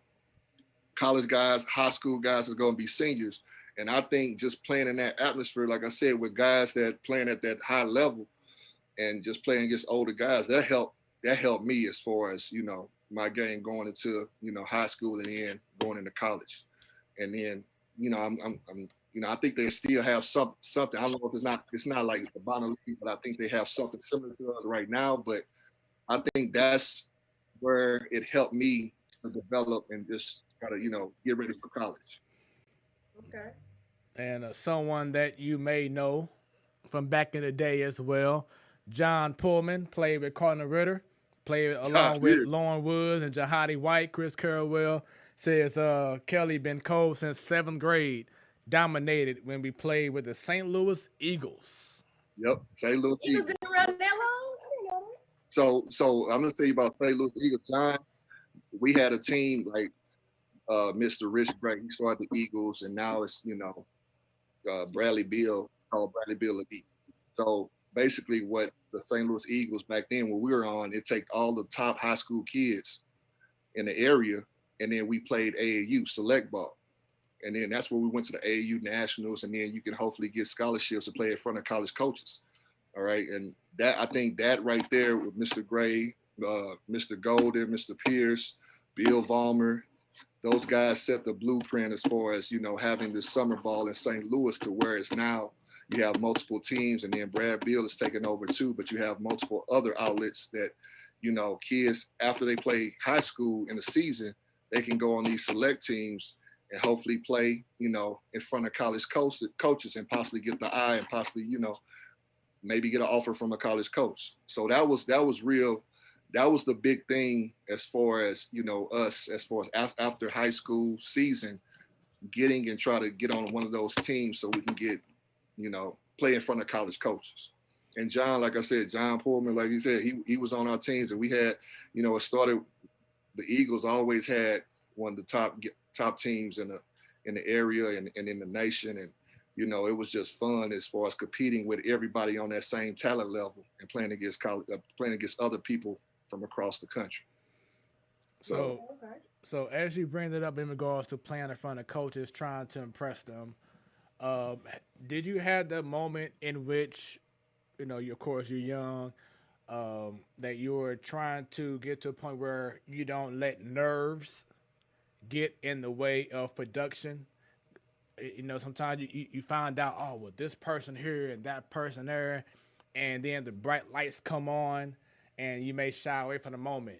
Did you have that moment where something may have happened in your life or whatever, or someone motivated you, that when the lights came on, when the pressure was applied, you were able to be calm and do your thing under pressure?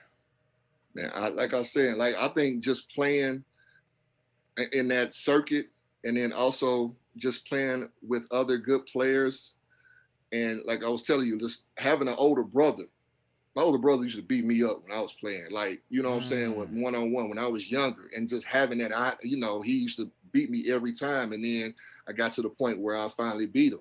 And I think that built, you know what I'm saying, that if you're going to get something like that, he wouldn't take it easy on me. So going against your older brother, and I think that prepared me, because he used to tell me, like, I'm not going to take it easy on you, because this is what's going to happen. This is how it is. Right. I think that prepared me as far as, you know, playing as like you said, in front of, you know, college coaches, or playing in college and things like that. It's just, you know, he you know, they was being real, being tough, and it helped me out in the long run. Nice. And I did. And then, like I said, some kids don't have that outlet. Like I said, some kids don't play against older guys and just, you know, get that, you know, what you're gonna do as far as adversity, when you know you're the younger guy, you playing pickup, and you know if you don't win the game, you might not play the rest of the night. So it's just that, you know, how are you gonna react? How you gonna respond? What are you gonna do to stay on the court? And it's good. It's like adversity while you playing the game, and you know what you're gonna do. Either you're gonna step up to the challenge, or you're gonna fold. And if you fold, the opposition, they can smell that, and they go take advantage of it. So. Okay. Well, Coach, remember at the beginning of the interview, I said we'll get to the steak and potatoes? Yeah, I remember that. Yep.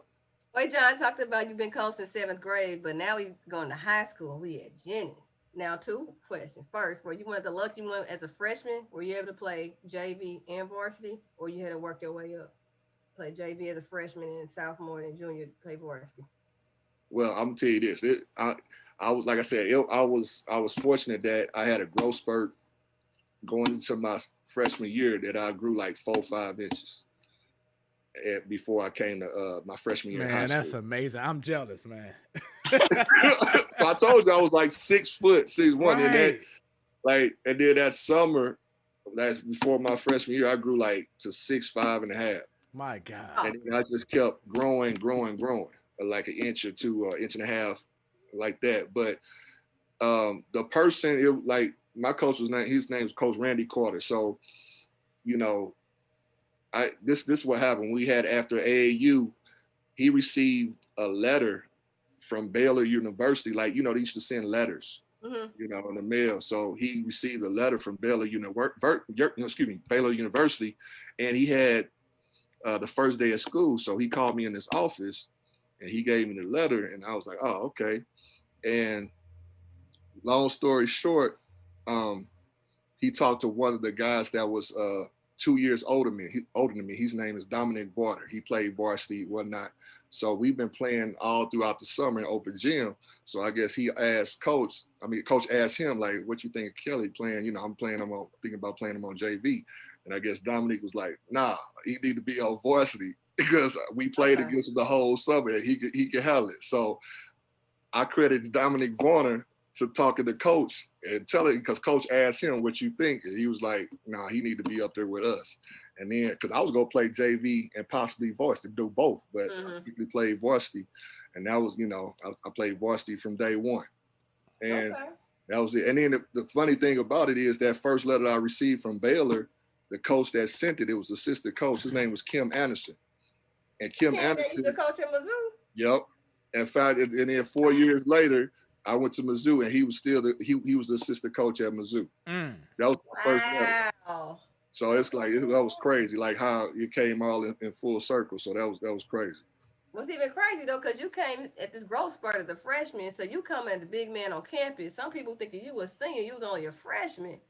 So you getting offers as a freshman, at least from Baylor. So now you probably getting the hype. Post-Spec gonna start writing about you doing. So now, of course, you got a little ego. Maybe you don't. Tell me, how was your high school experience between ego and what come with the talent and then the recruiting? And when I say recruit, not just what you're doing on the court. I'm just saying. You ain't got to reveal everything. I know you're a married man, but I'm just saying. Hey, that was his pass. Go ahead and let it out now. Well, you know what? At first, so I want to know. I'm just saying. Like I said, like I had people around me, like they'll shoot me down. Like if I think I was getting a big head, they'll let me know. You know what I'm saying? And that's why I said my circle that I had, like my friends and then my family and stuff like that, they'll let me know and they'll tell me, you tripping. Like, you need to calm down. Like, they won't let me do that. So, and then I always wanted to play college basketball. I wanted to play Division I basketball. So I just wanted to make sure I set myself up to where my senior year, I didn't have no obstacles. I didn't, because I didn't do something, because I ain't I ain't had the grades or I ain't had a test score and things like that. So the people, like I said, like as far as the coaches that I had, the Eagles and the people that played for the Eagles, the guys that's on the team, we all had the same mindset that, we trying to play. This is what we're trying to do. We're trying to play at the next level, get a scholarship. So we all was like, helping each other out and just making sure we all, stay grounded, because it's going to happen. And like I said, the circle that I had, it is, I can see where some people, go the other way, but my circle wouldn't let me have that.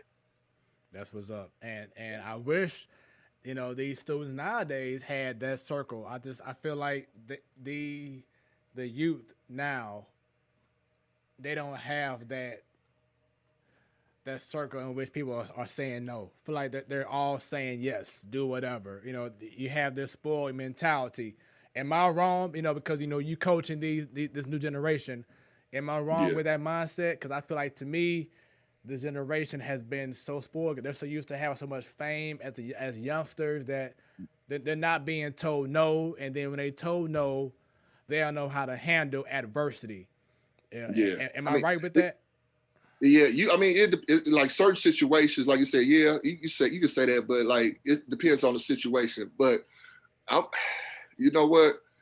I think so. Like, I'm not saying this, but like we didn't have social media and all this other stuff. Woo. Like, man, like. Thank goodness or thank goodness. I know, like, yeah, like for real, like seriously, like back when all the stuff, like the highlight tapes and things like that, like. To get a highlight tape, you had to do a VHS. You had to take, a lot of editing time. Editing stuff like that take a time. But like if something happened, people got phones and stuff like that. We had flip phones, or we just so all the stuff that they have, man, like they have so much access to a lot of technology that it's an added pressure. Do you think having so much access sometimes makes things? Since it's so easier, since you have so much access, that it makes it's a handicap for them. Yeah, it's too easy because you got so much access. Like Yeah. the grind of putting, like you said, a highlight tape for yourself, or the grind of getting gym time and getting lights, or Right. have access to play outside. I don't know. Just I was Right. That's what I'm saying. Like the social media, and then sometimes we get caught up, like you said, the likes. Like the kids, like they want to know if, like, sometimes they might take a video of them sitting down in a gym with a ball saying, "I'm putting in work," but then you know what I'm saying. But are they actually putting in the work? Why do they have to tell somebody they putting in work at the gym? Why don't you just go ahead and do it behind the scenes, and the work when you play is gonna show when you start playing, and things like that. And then, like I said, also too, like I said, having somebody in your ear. Sometimes they might not have nobody, maybe that had played basketball, played sports. To they're new to it as well. So there is with the social media and things like that, getting noticed and everything like that. But it's a different. It's different. It's definitely different. It's a different breed. And just having somebody just make sure. That's why I try to tell them, like, man, look, just stay focused, work hard. Don't worry about what people say or social media. Everybody's not gonna like you. That's my thing. I always say, everybody in the world is not gonna like you. You're gonna have some haters, okay? And that's cool, because you got to use that hate in order to fuel your goals. You know what I'm saying? Because if they hating, obviously you're doing something right. You know what I'm saying? It's something to where you're doing something right that they're saying something about. Exactly. So, you know what I'm saying? So if they weren't saying nothing about you, then you're not in their viewpoint. Exactly. So just, you got to you know what I'm saying? You got to think about that sometimes. And like, I know, they're young and things like that, but I just keep trying to tell them, like, man, look, when people hit like, that might be the same person that's saying something behind your back. So that you can't be looking at all these likes and worry about how many followers and you got. As long as you're doing what you want to do and you reaching your goals and you trying to attain your goals, that's the main thing. And you happy, that's it, man. That's for real. Hey. So let me ask you this. Since you had a good circle around you, did they help, or you got the ultimate decision on choosing to sign at Mizzou? No, it was my decision. Like, you know what I'm saying? I had a good circle, but all of it was my decision. My parents was like, this is your decision. They went to school, so we already graduated. We went to school. So you're going to school. We're not going to school for you. So you're going to be doing this 365, 7 days a week. You know what I'm saying? So it's up to you. And whatever makes you feel comfortable, feel happy, if you're, happy with your decision, that was the main thing, And like I said, when I decided, I had a lot of colleges, but when I decided to stay and play at Mizzou, my family, like I said, my family is one of the most important things. I wanted to see my family come see me play. My family, my parents, my brother, my sister, they probably only missed, in 4 years, they probably only missed like 2-3 games. You know what I'm saying? So they used to go up and down, I'm talking about home games. Now, obviously road games, they didn't matter, but home games. Right. So that stuff, like memories like that, I remember that, and, that stick with me until this day, So I always wanted my family to be there, to watch me play. So what was it about the great Norm Stewart that reeled you in and said, you know what, I want to go ahead and choose Mizzou? Well, I was, I'm telling you, I was a fan of Missouri, from Derek Chivas and Doug Smith and all them, AP, and those two schools like Mizzou and Syracuse. Syracuse. Syracuse was in my top 5. Like it came down to really like Mizzou, Illinois, Syracuse. The reason why I probably didn't go to Syracuse is because they was on probation my senior year. But Mizzou, like I said, Derek Chivas, Doug Smith, I used to watch them when they came on TV. And then, when Coach Stewart and Kim Anderson, they came visit, they kept in contact. And then also Coach Winfield, he was at SLU, but then his, before my senior year, he went to Mizzou as well. And, they came in the home visit, and just basically, he just told me, look, I didn't, as a freshman, now it's different now. I was just like, look, I just want the opportunity to play, have a fair chance. I earned my way to get some minutes as a freshman. They came and told me, like, well, okay, why not look to start? Why not, just minutes. Why don't you look at the bigger picture? As long as I get an opportunity, first shake, it don't matter if it's a senior or freshman, if everybody just come the first day of practice, I'll work. He said, that's all you got. I mean, everybody got the same opportunity. And like I said, that's all I need to hear. So, and after that, in the summer, I just went up there in the summer and just worked out and played over gym and just kept working. And then, that's what happened. I started the first game. Nice. So that's why I said the first, like I said, I always say opportunity. When he said that, like, you got opportunity. Everybody got the same opportunity. That's basically what he said. And I use that to that day when, like, I'm telling the kids, like, look, I don't care if you're a senior, junior, sophomore, freshman. Everybody got the same opportunity. What you gonna do to take advantage of your opportunity? So to get to Mizzou, of course, you got done playing high school in Jennings. Shouts out to Jennings High School. Late time. So you go to Mizzou, of course, different atmosphere. You're in university, bigger arena. You're more likely going to be on TV, the whole nine. Was there any moment during your time that you got to you was like, wow, this is kind of intimidating? Or you kind of was like, you in there, let's do this, let's go? Man, I'll tell you it was one incident, but I was in a great situation because I had like 8 seniors on the team. And then when I came in, I was like their little brother, you know what I'm saying? So they just basically took me up. But I remember the second game of the season, my freshman year, when we played Arkansas, and we played them at their place, and that was their new building where they Bud Walton Arena. They just opened up, and man, we lost by 54 points. Jesus. 54 points. And then it was just fun. That was the first game in that building.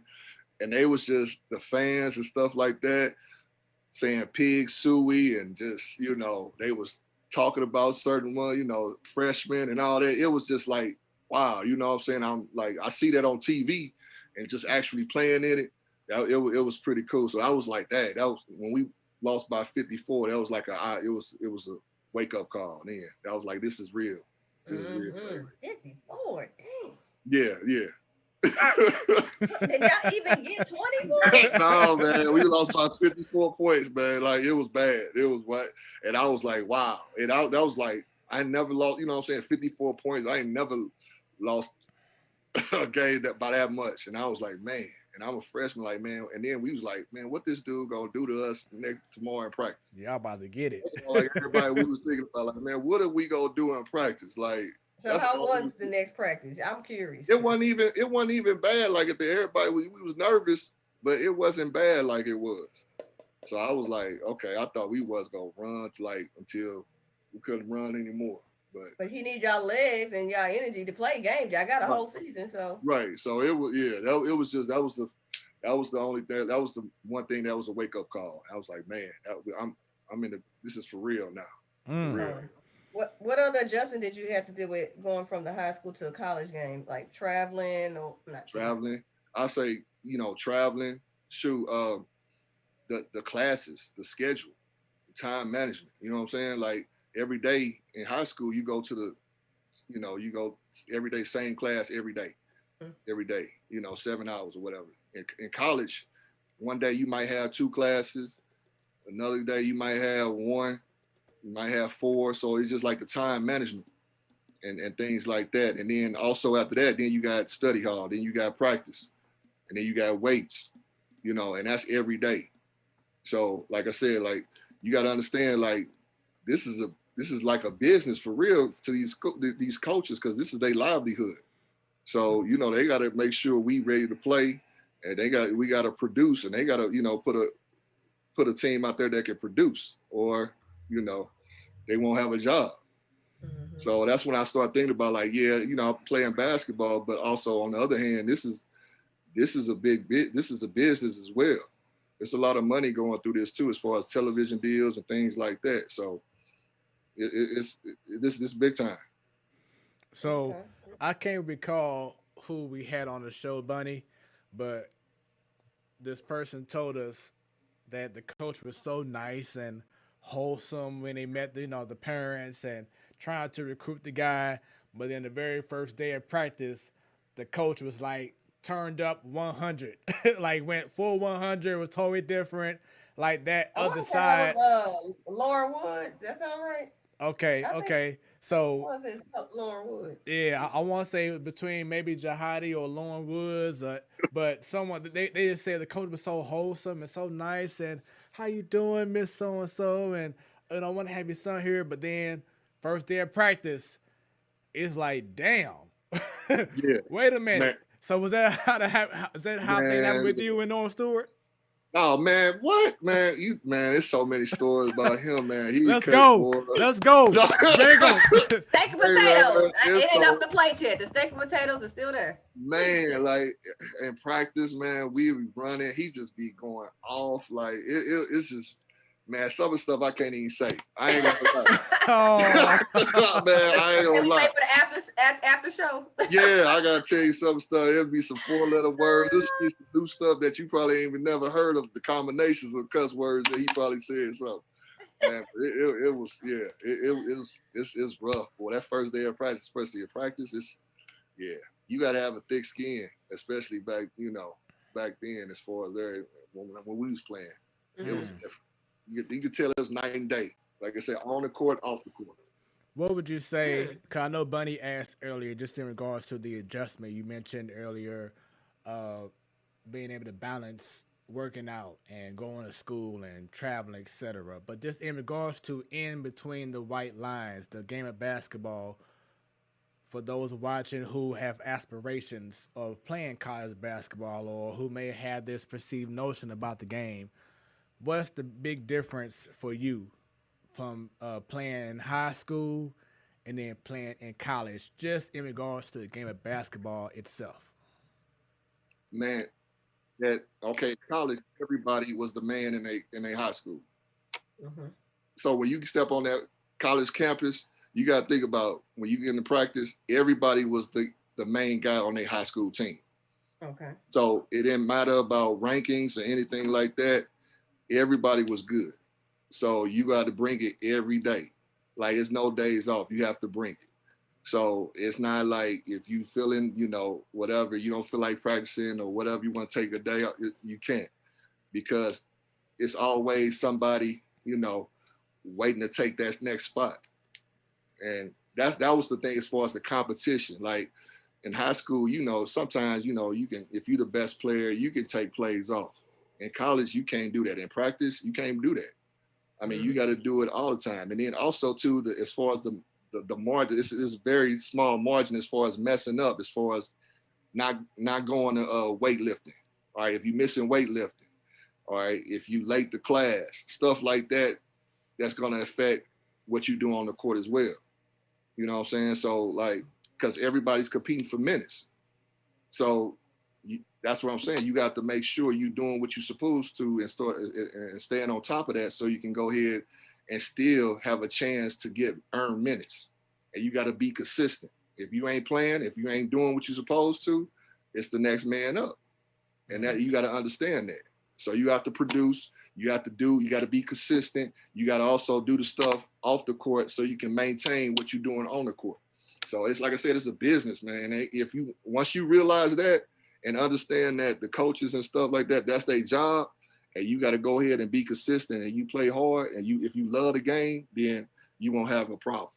But then it's going to test you to see if you really love the game or you just play just to have a jersey. Right.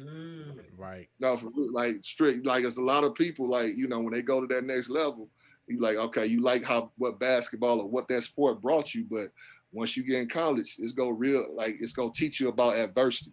You know what I'm saying? And like I said, that's what college did to me, you know what I'm saying? So, and a lot of people. So that it's easy if you got some heart. That's what's up.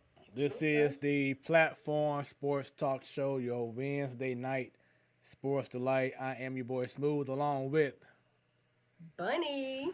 And we have special guest Kelly Thames. There you go. There you go, Coach. He ready. No rehearsal. He already knew his line, y'all. So he official. You know why? On the platform. He had to get ready because he stayed ready. Exactly. On the Platform Sports Talk Show.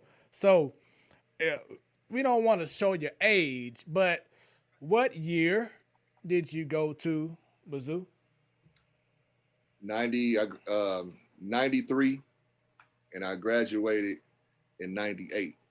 So who was part of your class when you entered at Mizzou? It was Jason Sutherland. Okay. You remember him? I don't know. He was a McDonald's, All American. He won Duncan. Derek Grimm, about 6'10". He could shoot it forward. And then we had Corey Tate. Yeah. He was a year older, but he redshirted and he came from Mineral area, so he came in. Okay. So that's what we was at. And like I said, we had like Melvin Booker. So I know most people like Melvin Booker. They hear Booker. That's Devin Booker's dad that played for Phoenix Suns. Oh. Yeah. Okay. So that's him. He played, and then Javon Crudup, Paulo Lenny, Marlo Fenner, Mark Atkins, Lamont Frazier. So we had a lot of seniors that played on that team, So, and we had a good time. So that was my freshman year. That was one of the best years I had up there too. Nice. And you were saying earlier that you still keep in touch with a lot of those guys, correct? Yeah.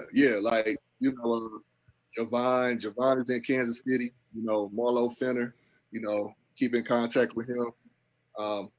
Not too recently, I think a couple of years ago, we had like a reunion. Melvin used to, when he come through St. Louis, we all meet up and things like that. So we definitely, Reggie Smith, we definitely keep in contact and everything like that. And that's what's so cool about, like I said, playing on the team. Like that was like 20-something, 25 years later. And we still, till this day, we could pick up the phone and we'd be like acting like we just saw each other last week. So it's pretty cool. So, and then we all older, and then see how much weight we gained, and then we got kids now too. So, so what I'm saying. Hey, well, y'all can say for 2020 how much weight y'all gained. Just blame it on the pandemic. That's that Right. pandemic. That's my story, and I stick to it. Okay, I got the pandemic weight. All right, shoot. Bunny, Right, so. Bunny got thick over the pandemic. Hey, be like that sometimes, man. Be home more. You ain't burn up 50. I ain't out there on the court. I'm not out there on the tennis or basketball court. I'm not out there eating. I ain't out there sweating out at the lounge or anything. So, just the crib watching Netflix until the sports start coming back on. So, That's, hey, I ain't lying. I've been watching Netflix, Hulu, all that stuff, boy. You got my stuff. Man. Been catching all sorts of stuff. You know what's crazy though, when you're talking about what you're doing with the pandemic. So it is unfortunate we had to go through this, but it did open up some coaches' schedules. And we had your women's counterpart, Coach Bryson, right? Don Bryce. Boyce. It was Bryce, right? Boyce. Yeah, we had him here months ago, and he was talking about it, how he was hopefully everything had died down and the girls would have a better season. So at first, I think that's tight because we had a women's coach and a men's coach from Pattonville. So shout out to you all. Thank y'all for making the time. Right. But I had asked him, and I'm gonna ask you this: what difference do you see with players when you was a player at high school and then you being a coach of high school players? So what do you see the difference how you were coaching high school and how you coach players in high school? So what, as far as me coaching high school and the difference? How you were coached. So you were coaching high school one way to the same. Man, look, hey, man, like I said, like we was talking about, what you saying, Lauren and Jahadi was talking about they coaching, it was like night and day. And, right. It was like nonstop, like, let's go, get on it. Might say it's a couple of choices, might challenge you, you know what I'm saying? Not in a bad way, but they know they challenging you as far as they know what you can do and what the best, you know what I'm saying, for you. They'll be on you. They coach you hard. And, you got to have tough skin sometimes.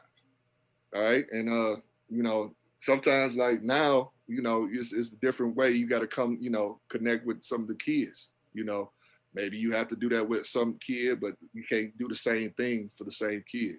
It's just like teaching. You got to, reach that kid. Every kid, they learn differently, and you got to try to hopefully reach them in a different way. But like back then, it was just like this one way, and that's it. And you got to adapt. You know what I'm saying? So now it's just like, as far as coaching, now you got to just see how you can, which kid that you can, talk to. You might have to come to a different approach with one kid than the other. And that it's about being able to adapt and hopefully reaching out, hopefully try to reach their potential. So you at Mizzou, you doing your thing, getting acclimated, the whole nine. Then all of a sudden, you see 2 7'9" guys coming into the gym, the Haley twins, Simi and Sammy. What were your thoughts when you saw them? Man, I was like, this. I ain't never seen 2 7-foot twins. Like, I was like, man, okay, we gonna be straight. We're gonna be straight. And then we had, you gotta think about it, y'all, and a lot of people didn't know, we had 3 7-foot players. We had Monty Hodge. I remember Monty Hodge. Yeah. He about said he was 7 foot, but he was like 315, 320. So like, man, I seen Simi and Sam. I was like, at first, you couldn't tell. I couldn't tell which was which. But then when they was on the court, one was left-handed, one was right-handed. You could tell that they played totally different. One was an outside. He would shoot. He'll shoot jumpers. The other one was inside post. So it was a difference. And it was a sight to see as far as how big. I didn't know how long. As far as always seeing somebody 7 foot. One of them was 7'1", and it was just long. Yeah, they arms were long. Yeah, like it was just to have that height. I was like, okay, we before I make this comment, do you still keep in contact with them? I holler at them on Facebook. So, I just reached out to him. Yeah, so it's all good. Because you mentioned their arms had long, which they were tall, but they had butterfingers. Again, remember how big I was? I'm learning the game. I'm watching these Mizzou because y'all are homeschool for me. Butterfingers. I said, no matter how tall you are, why y'all always turn over the ball? I used to watch the games with my daddy, so I know I wasn't crazy because he would say the same thing. Hey, you was watching it. See, I can't even. Yeah, see, you was watching the game. I learned the game. Hey, man, look. Oh man! I'm sorry. I just had to bring you about that height. I'm like, them arms failed them. Shit. I mean, she not lying because I seen as well that Mizzou had a history of having these tall guys, but they would play timid. Yeah. That's just been what it. We ain't gonna lie. This is a platform sports talk show. We keep it 100. It just seemed like it was just some kind of timidness. Like, where is the that aggression? Because you're 7'2", 7'3". Thank you. You should be like, straight, give me the ball, get out my way. I got you. Let's go win this damn national championship. You know what I'm saying? Look, enough said for me. Drop the mic, exit the stage. Hey, I ain't gonna even say y'all. Hey, y'all. Well, y'all, you see the game, man. You see.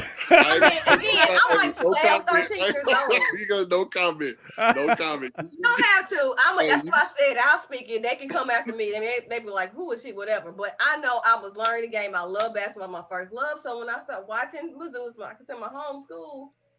A Big Monty, he was a big dude. Like I said, his aunt went to my church, so we talked about Monty at church. I'm like, what's up with your nephew? Anyway. May she rest in peace too. I love her. But anyway, because my daddy died, we were poor, so I'm like, why is he on with Monty? Like he was cool. I know y'all learning in the college of judgment, but those Simmons, boy, it's like every game. Why do I keep seeing the turnovers coming from the post like that? Your game was fine, Kelly. Let's let you know you good and never talk about you. No, I know. I was getting talked about, so I'll take it up roll with you. No, but you were. Okay, I'm sorry. Hey, look. You a student of the game. That's all I gonna say is you a student of the game. You know what you're talking about. And I ain't got no talent on the court before I shoot free throws well. That's all I do. But I got off on a soapbox. Oh yeah, y'all. That's why that is funny. Hey, that's just the many, especially for me as well, because I've always been like a big Mizzou fan. That's just been like the many frustrations that we have endured following Mizzou basketball, is that we always trying to get over that hump. We won the Big 8 championship. We won the Big 12. We won the SEC championship, whatever it is. Well, not SEC yet, but it's like, why can't we get over that hump? Which leads to that moment, that play that we have to talk about. Of course, Mizzou in the tournament, facing off against UCLA, Urbana brothers, Tyus Edney, etc. And that was the play in which Tyus Edney just went through everyone and their mama. And and it matter what, 8 seconds, 4 seconds. Yeah, I know exactly how much it was. It was 4.8 seconds. Okay, 4.8. And I'm gonna tell you why I know it, because the next year we had shirts on the back that said 4.8 just to remind us. And every time we go to the weight room, we had to put that shirt on and say 4.8 seconds. Wow. Ooh. So for those watching, who like, oh wait a minute, he was on that team. So if you can just describe the play call that Norm Stewart had, what was the plan for that play, and then just tell us the raw emotion that you went through when that happened. I mean, well, first off, we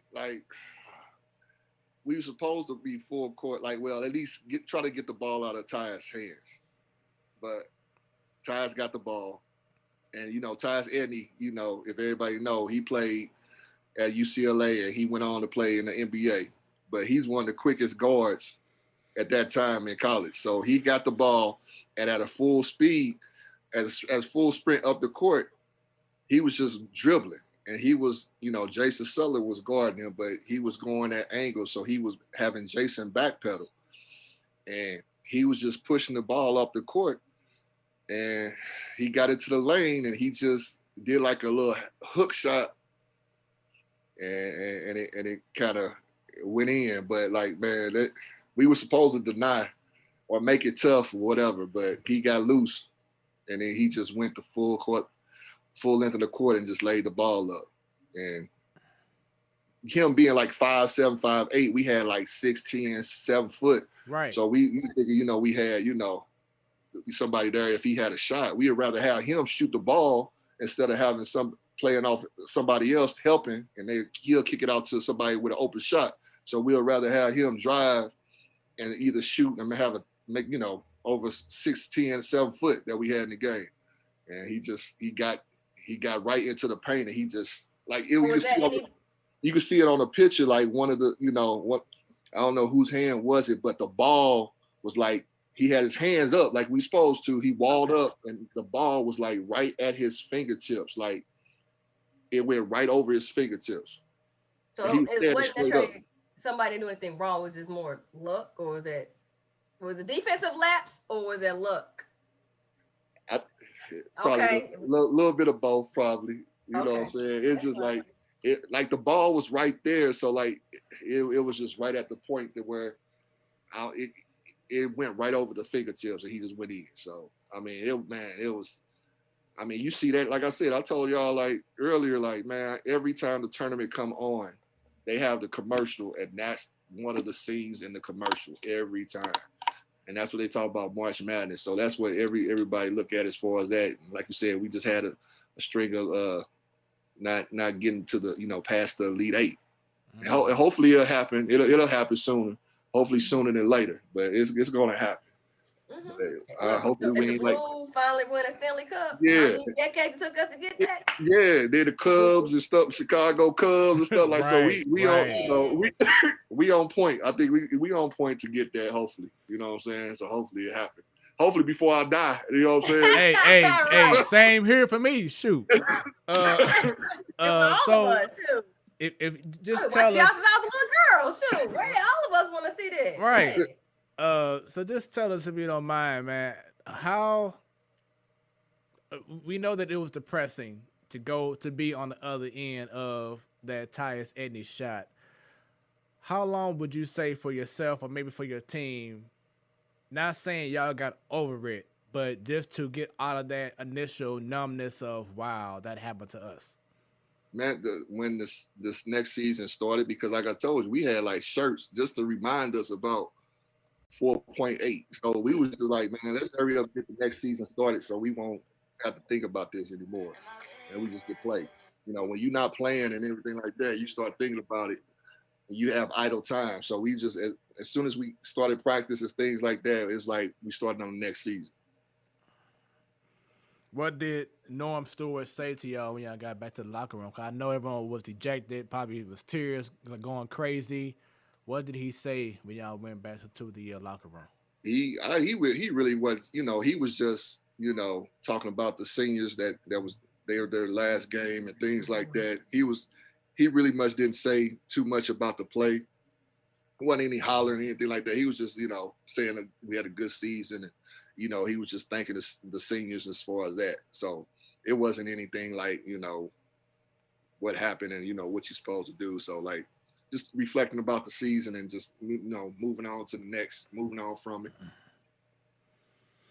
So on a definitely more serious tip, there's been a lot of like the persona. I don't want to say a myth, but there's been a lot of talk. We had this discussion with Jahadi White, Lauren Woods, and Chris Carrawell when we had Jahadi White on the show. We surprised him with Chris Carrawell and Lauren Woods. And we asked them, you know, what prevented y'all from going to Mizzou when they had the opportunity.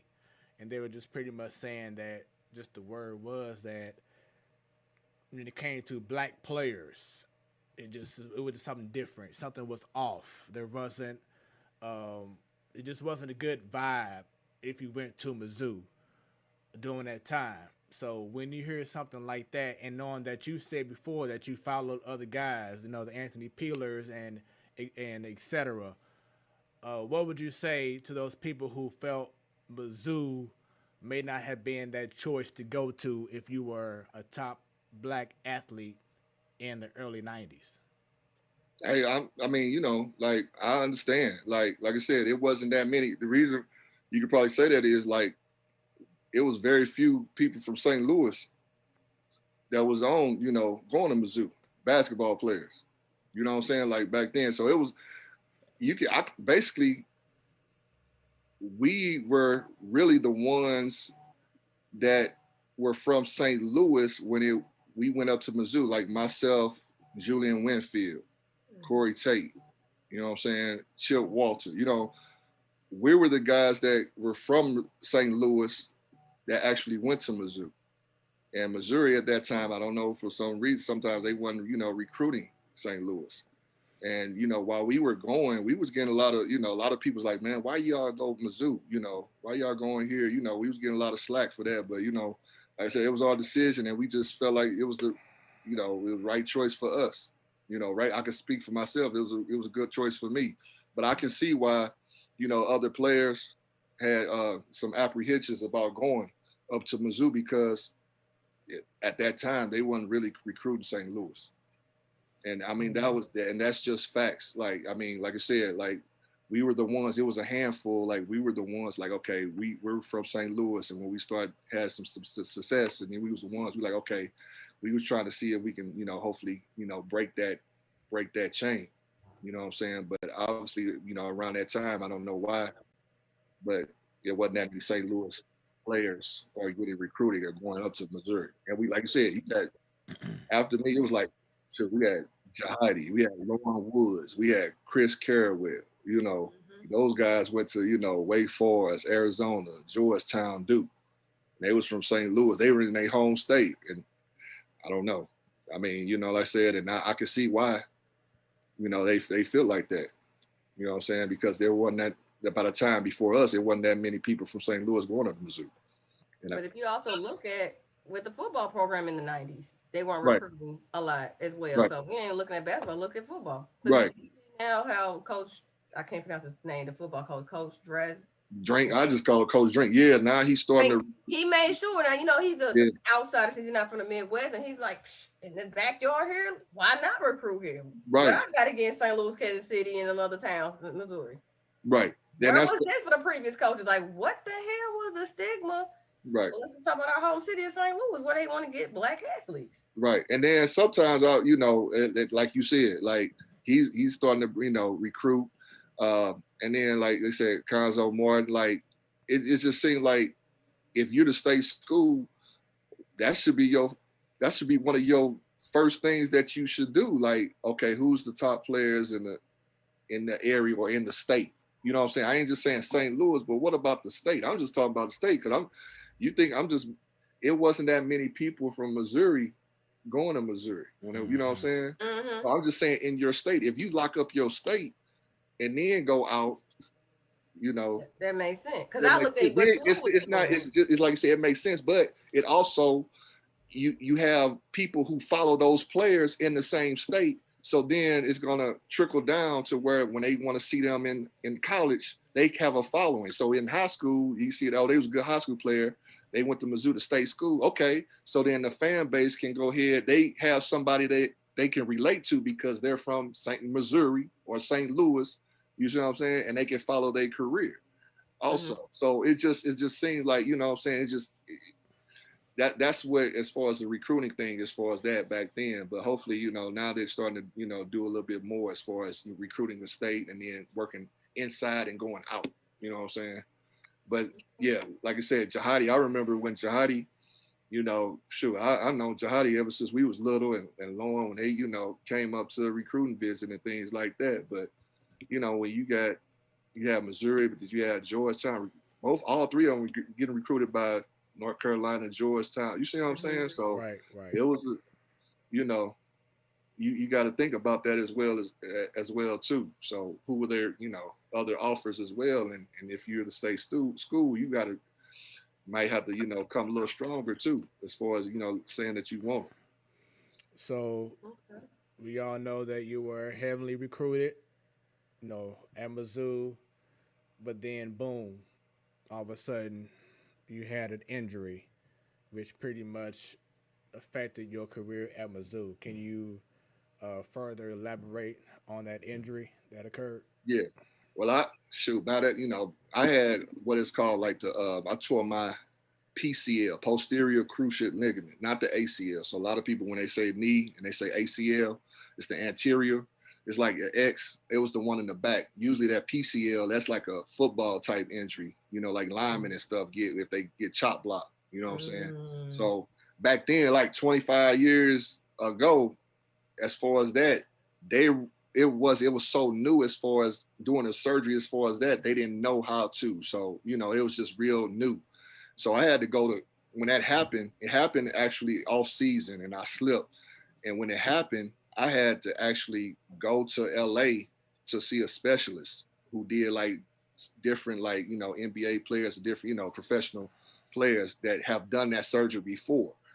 And, that's how new of a surgery it was. So I was like one of the first ones as far as college having that type of surgery and the timetable as far as that. So when that happened, man, it was like, I knew they already told me it'd probably go take a year and a half in order to, get back as far as, and hopefully close to your potential as playing. So, man, when that happened, man, it was, because when you hurt like that, that's the first time I got hurt. I was like, man, in shock. You know what I'm saying? I ain't never sat out a whole season, didn't know what to expect. But then, after I got the surgeries, I went out to LA and then talked to him, and he was, he had a lot of success about it. And he just said I had to rehab and work my butt off. That's what I just did, start focusing on that as far as rehabbing and getting back to playing, and I did that. But yeah, it was hard being like, being so young after having a good year and then coming back and, you turn your knee up and then you got to rehab. But, after that, I just had certain goals that I'm going to get back to playing. I want to get back to where I can play and play at the level I did. So I was fortunate to do that and play all 4 years. And that's why I had a fifth year. And then, luckily, like I said, I didn't, like everybody said, I had a chance to go to the league. I probably had, but, I finished my career off in like top 10 in a lot of categories. And then the main thing is I got my degree. So that meant, you know what I'm saying? Like, right. I had something to fall back on. So, that was one of the major reasons why you go to school and stuff like that too. My parents were talking about getting a degree. So things like that happen. So I always think like this, things happen for a reason. And, hopefully my, situation and my, things that I went through, people can look it back. And then if they went through it, they can do the same thing as following the footsteps, just keep pushing. So you brought up earlier how you hope that, with Council Martin, things would change, things would be, different. We've seen this season how Mizzou lost already in the NCAA tournament first round against Oklahoma. What are your thoughts on the state of basketball at Mizzou? Your thoughts on Council Martin? The thoughts on the program as a whole right now? I keep telling everybody, man, like he's doing a good job. Like I don't like we're so used to like this is what 5th year. 4. Now you got 4. You got to think about it. Like I told everybody like last year when it was talking about how well are they what they gonna do this year. They had everybody come back. They made the tournament. You know what I'm saying? So they didn't make the tournament the year before. So when Conzo first got there, you got to think about it, recruiting. So you got Michael Porter Jr., you got Jonte Porter. Those guys, they in the league right now. It's just it's just a bad luck. Bad luck, man. Like the dude, he could coach. Like everywhere he went, he started out in Missouri State. He won, Tennessee, California. So like he's won at every play. He's been relevant at every spot he's been to. And it's just a string of bad luck. Just think of Michael Porter only played what? He played a game and a half. One game and a half, yeah. And they still went to the tournament. Like, and then the year after that, Jonte, he got hurt, but they still had a good year. So like they went to they came back this year, they went to the tournament. They was ranked what? The highest, they was ranked top 10, I think. Yeah, they was ranked top 10 in the country, this year. So I mean, who else, like, and the things that he stand for, like, as far as social justice and, like, just as far as, stuff outside of basketball, right. And how well respected he is with other coaches and the kids, the guys like him on the team. Like, I mean, the dude, this 4 years, like, he went to the tournament, what, 2 out of 4 years? 2 out of 4 years. Like, I don't.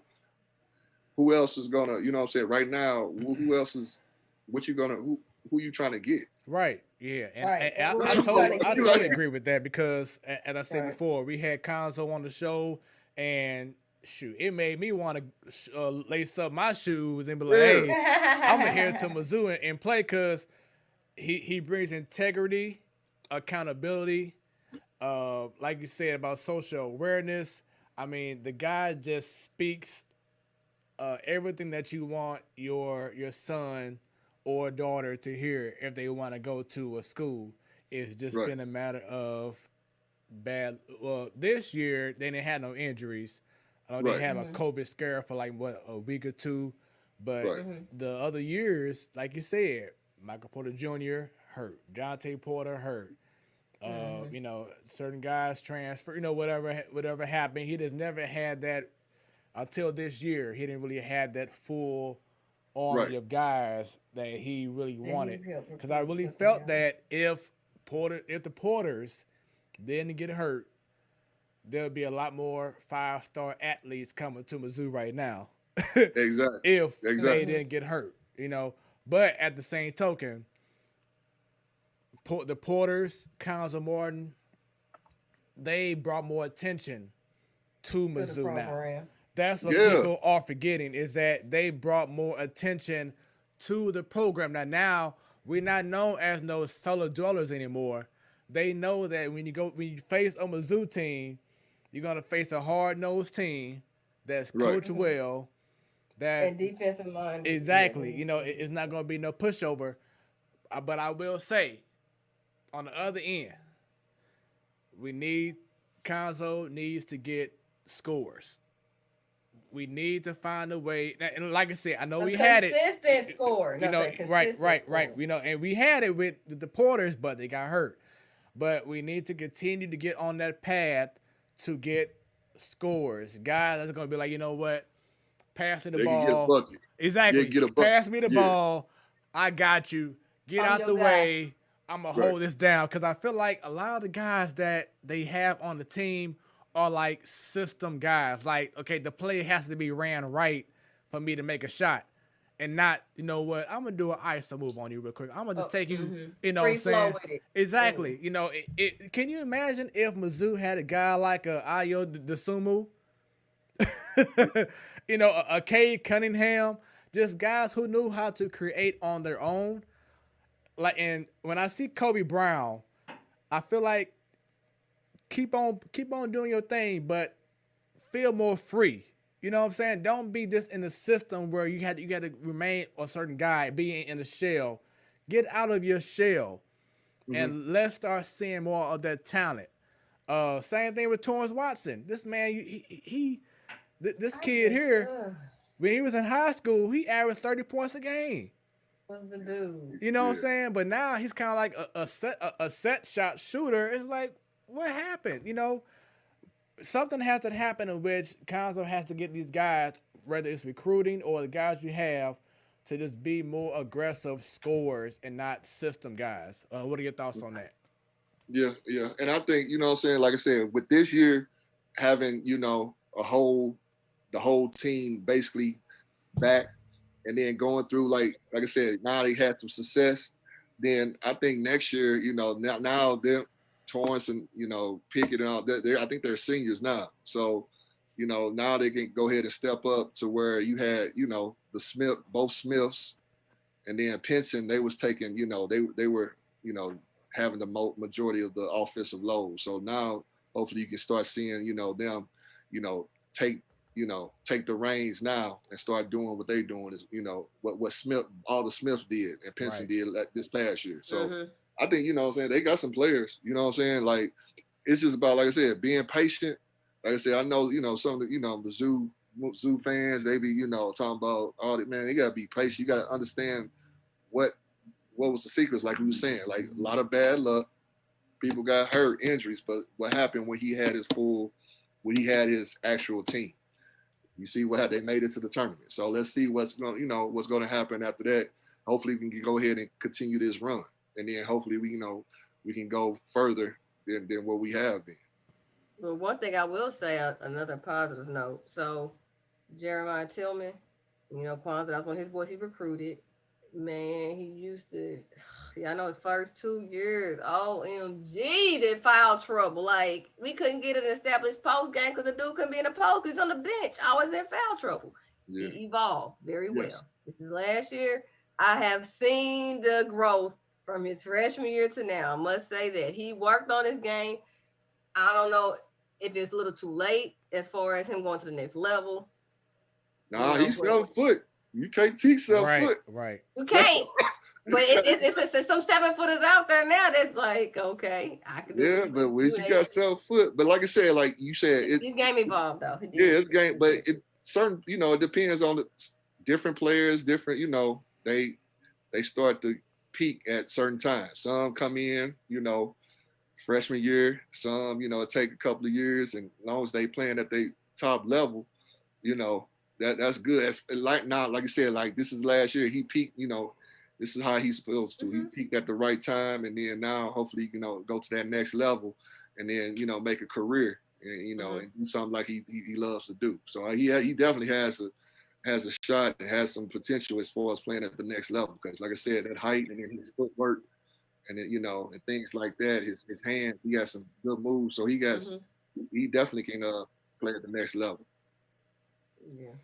Then, I don't know if he worked with Quanzo in the offseason or other trainers, but it definitely helped his game. And it helped with Mizzou season for they be able to put the ball in the post more and actually get points out of there. Right. He was like the go-to guy. Yeah, when he hit the bucket. Yep. So, yep.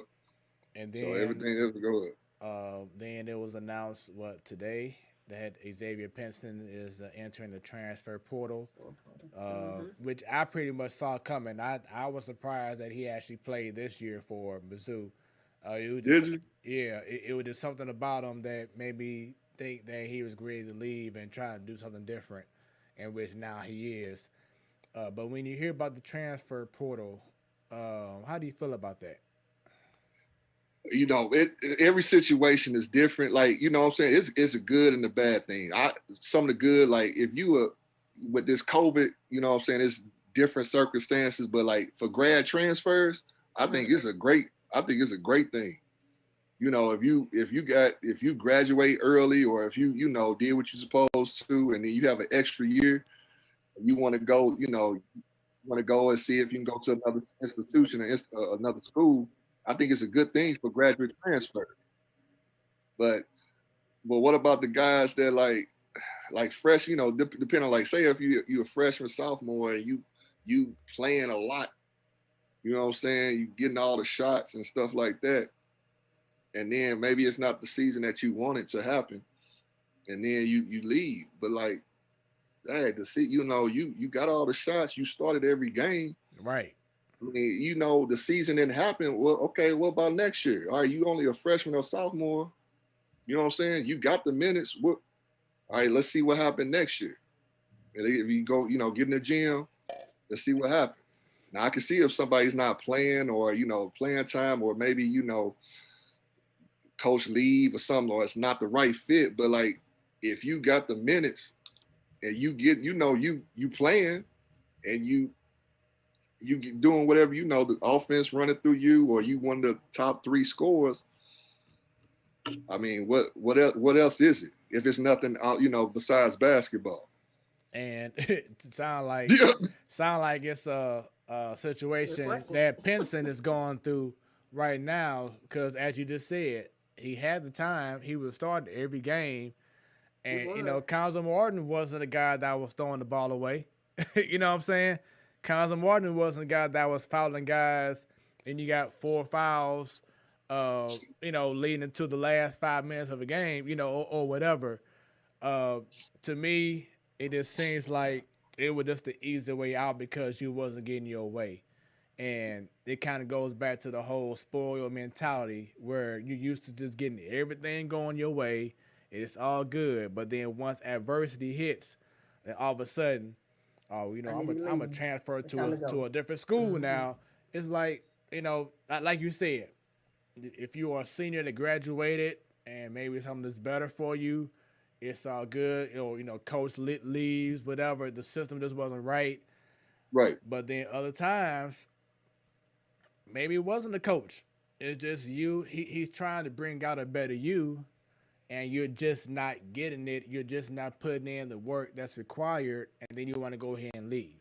You're not handling adversity good at all. So, okay, if or it's like, okay, maybe this is the first time, not just I'm saying, but maybe it's the first time you didn't have a season, like you've been winning, and you went to turn, but you didn't, this year you didn't win. So, okay, you want to go somewhere, I don't know, you want to team up. Like, I'm like, I don't know why, you know what I'm saying? Like, I don't have a problem with, I'm old. Sometimes I'm old school. Like, I'm going to give you, like, Damian Lillard is my favorite player now. Yeah. Mm-hmm. You know what I'm saying? Because, man, he gonna come and work, and he like, man, I'm gonna do me. Y'all gonna come to my team, and help me. I'm gonna do whatever I can to do. Now, if it doesn't work out, if it's a business and they decide to trade me, that's different. But I'm not. I'm trying to do it here. Mm-hmm. And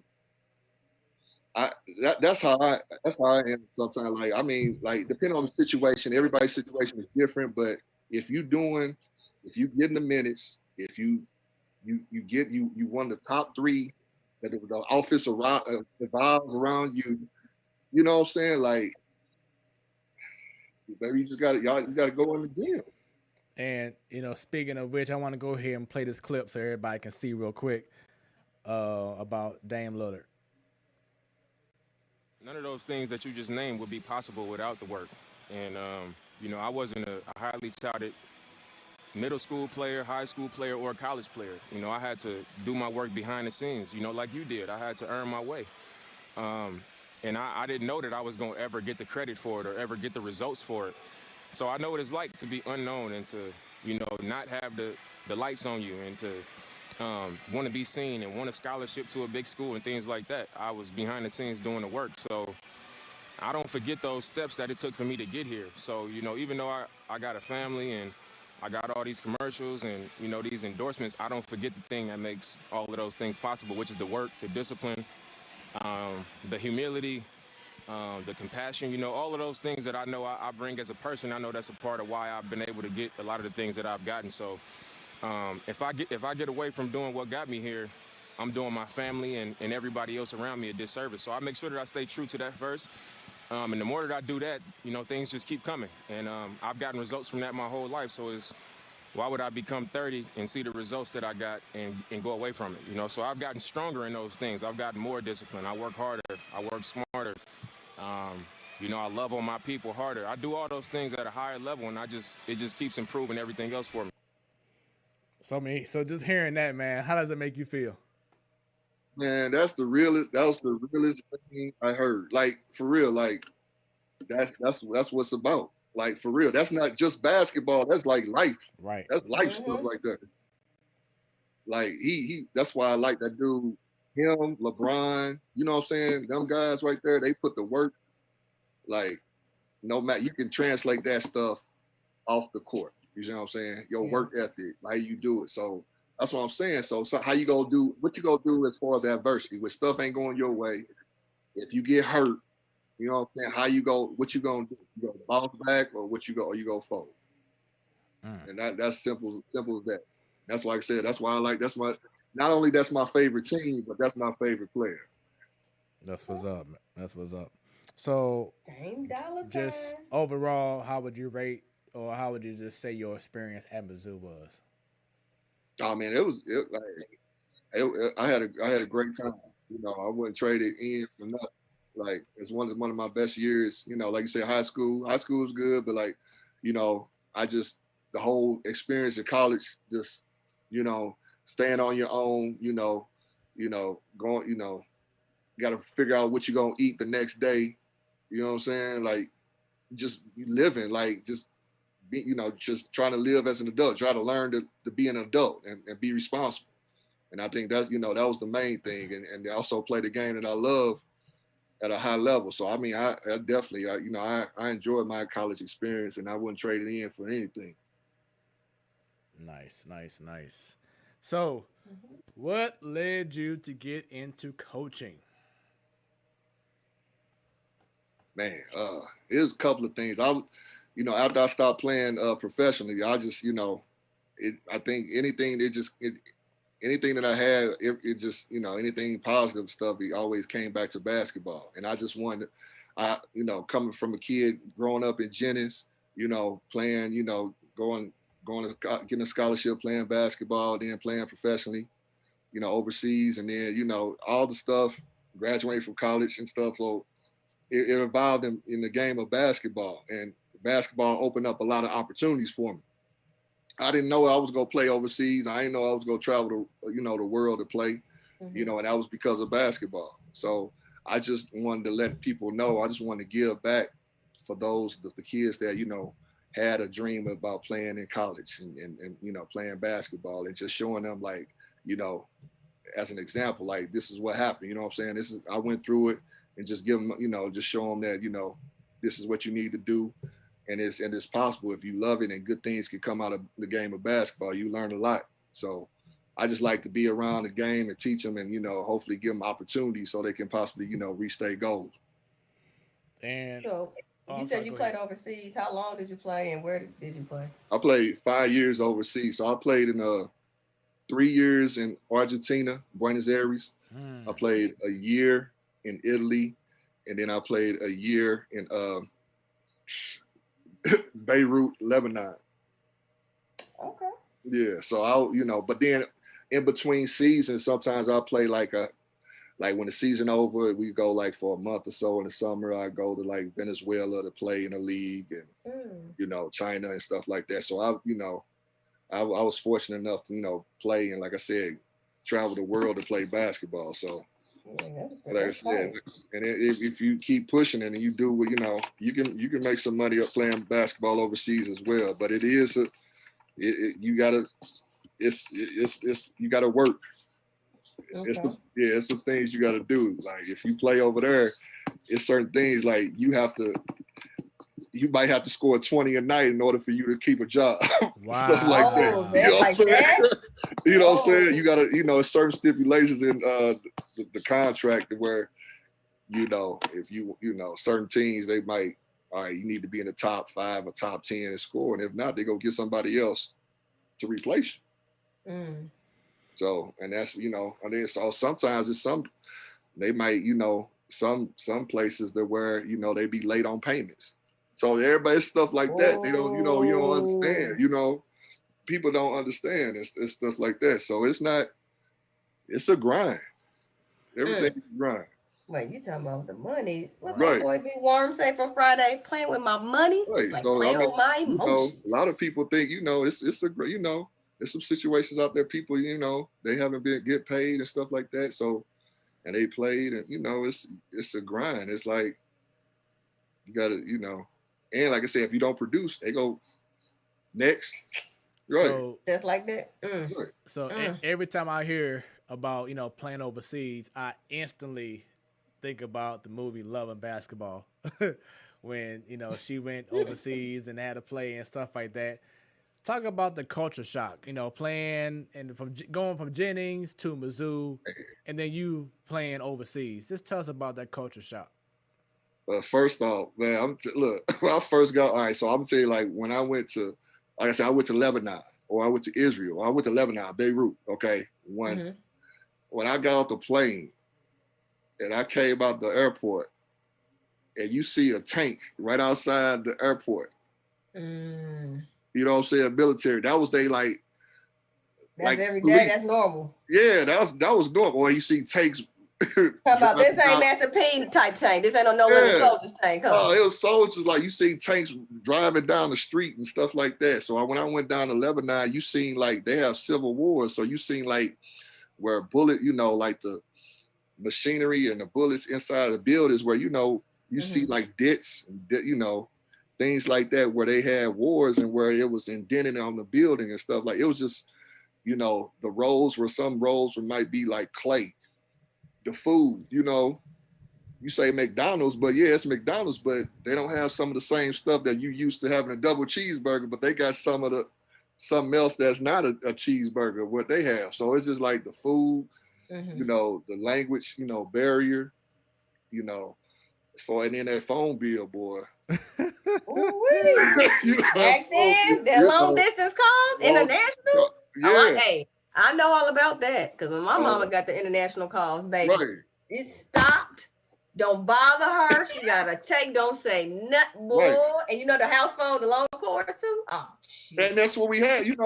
We had back then. We ain't had no cell phones, so so that's what it was. So it's just like, and then you just playing basketball, but then you over there, and like I said, if you homesick, you there 8 months, 9 months probably out the year. Personal problem.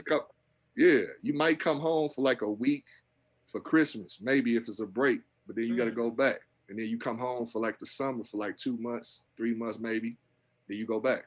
So it's like you got to, like, culture shock, like I said, being, time away, being by yourself. So it was different. All right. So for all the Pattonville Pirate alumni or current students or whomever represent from Pattonville, let's talk about Pattonville High School real quick. What led you to go to that school? Man, well, I got a position came up, and then Pattonville was a big school, and you had, like I said, former players that played there. It was a good school, a lot of diversity. One of the biggest schools. Like I said, I ain't coming from a small school. That was a big school. And then as far as basketball, I wanted to teach them. They had former Mizzou players, Brian Grower, Corey Tate, graduated from there. So I think it was just a good opportunity, as far as, job wise, basketball and, teaching. And as far as that, it was a good opportunity. I teach business and marketing there too. So I was just fortunate enough to get the job. So do you feel like that your not students, but your players, do they really realize who you are in regards to you playing for Mizzou? So some of them, they'll look it up. They heard, or their parents probably, we around the same age, and I'll probably know a couple of their parents, so they'll be like, "Hey, how's that?" Yeah, okay. They'll never find out, or they'll know from their parents, but they'll probably search the internet or something like that. I get challenged all the time, talk about they want to play. You know, I don't play, but I'll shoot them in the gym. You know, we have a shooting contest, but I got to show them sometimes. But, you know, I think sometimes they don't realize that, you know, you got somebody that actually went through it. Mm-hmm. You know what I'm saying? So like, and I hopefully, like I said, I went through it. So hopefully, you know, when I'm saying something, I ain't just saying it. I like actually went through it. So sometimes I can relate to what you're going through. Hopefully, you know, make it easier. You know what I'm saying? So that's what I try to do. Cause like I had to learn from, you know, myself. So hopefully you got somebody that went through it and they can ask questions and, you know, hopefully they can, you know, go make their own path from that. And what would you say so far has been your proudest moment being at Pattonville as a head coach? Man, when the kids actually, the ones that want to play basketball and have a goal and they want to play in college, to get them a scholarship. That's why I do it. You know, like I said, wins or losses, you gonna come. I won some, I lost some games, but when they actually, you know, say that they signed somewhere or they graduated and they want to play at the next level, meaning college, and they got their school paid for, that's the reason why I do it. You know, just to get their opportunity or get an offer or get a, you know, scholarship. So that's the main reason why I do what I do. And when you realize that you're about to be a leader amongst men, being a father figure, was there something that was hard to grasp? Like, man, wait a minute, I'm about to be a leader of multiple guys. I had to set an example, or was it something that just kind of came natural for you?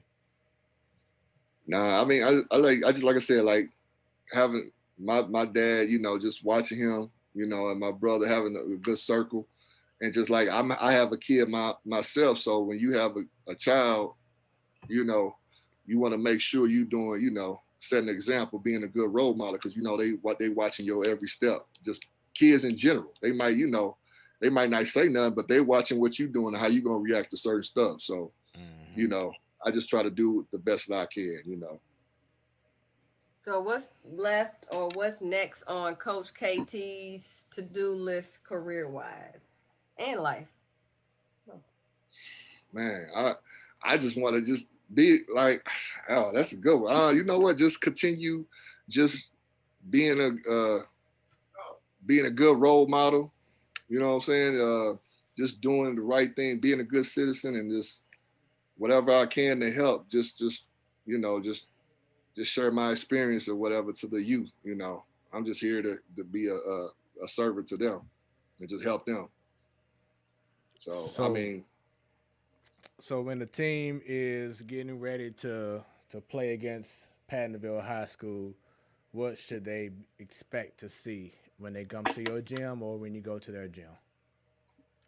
That you gonna be in for a game the whole 32 minutes. You go play when you play against us.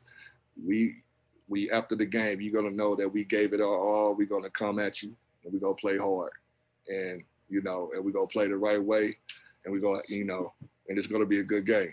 You know, that's the main thing. We're going to give our effort, and you're going to know when we play you that you in for a dog fight. So. And how did your previous season go? This past season, we was 22-2. We won. We was undefeated conference champs in one district.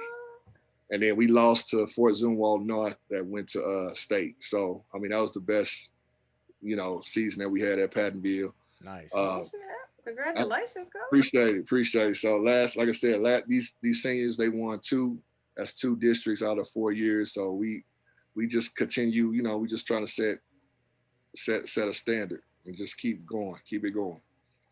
That's what's up. Congrats to you and your school. If you don't mind, you know, who's some players we should be, you know, looking out for going to next season? Next season, we got a kid named number 0, got the same last name as I do. Uh-oh. Kelly Uh-oh. There it is. Coincidence? He's pretty good. He'll be a senior. I got Justin Coleman. He'll be a senior. I got some good juniors. Zion Hampton, JJ X's, Tori Allen. So I got I'm losing 4 seniors, but I got a lot of young talent. and we're going to be actually bigger. So, and they've been with us for like 2-3 years already. So they really excited and they really ready to step in. So it's going to be exciting, man. Like I said, the guys that we had this year, they set a standard. So hopefully we can continue that standard and just keep playing. So. Nice. What are your thoughts overall in regards to the state of high school basketball just in general? Do you feel everything is in the right place? There's some issues going on. Something needs to be adjusted. Just what's your thoughts overall? I think, man, we got a lot of talent. It's a lot of these kids nowadays. They are very athletic. It's a lot of talent in this area alone. I think, as far as, now we're in, I guess in high school, I know we have 6 classes. I just, see if it was a lot of good teams that are lumped into certain districts, if we can spread it out and do a different way of doing it, because it's a lot of teams that get left out to making it to state. So you already know they did that on purpose. I know, that's what I'm saying. Second year doing it, because I was just talking to another coach about this on Sunday when I found out Michigan's doing it, and they 6, and then it's for public schools, private, and in this group it's the public schools, because like his alumni of Deshaun, that student population is like 300, yet they about to move them up to 5. I'm like, what? Yeah, it's a success factor and stuff like that, but like they group like a lot of good teams together and make because they make it more. Some of the St. Louis high schools got to play each other before you get districts, but these small boot hill type schools, the small town, they don't have to do all that. Exactly, they go like I said, just coincidence. Right. What background these people are coming from? What school are they doing like that? So if they had like a different setup, like to where they rank them or spread it out. I mean, instead of having like a killer district or stuff like that, to where we knock off everybody in St. Louis, and then when we get out, then it's only like maybe 1 or 2 schools, maybe 1 that make it to state, but the teams that was in that district, they could have been state champions too, or be at state as well. So I see that's the only thing right there. And it seems like it's for certain sports.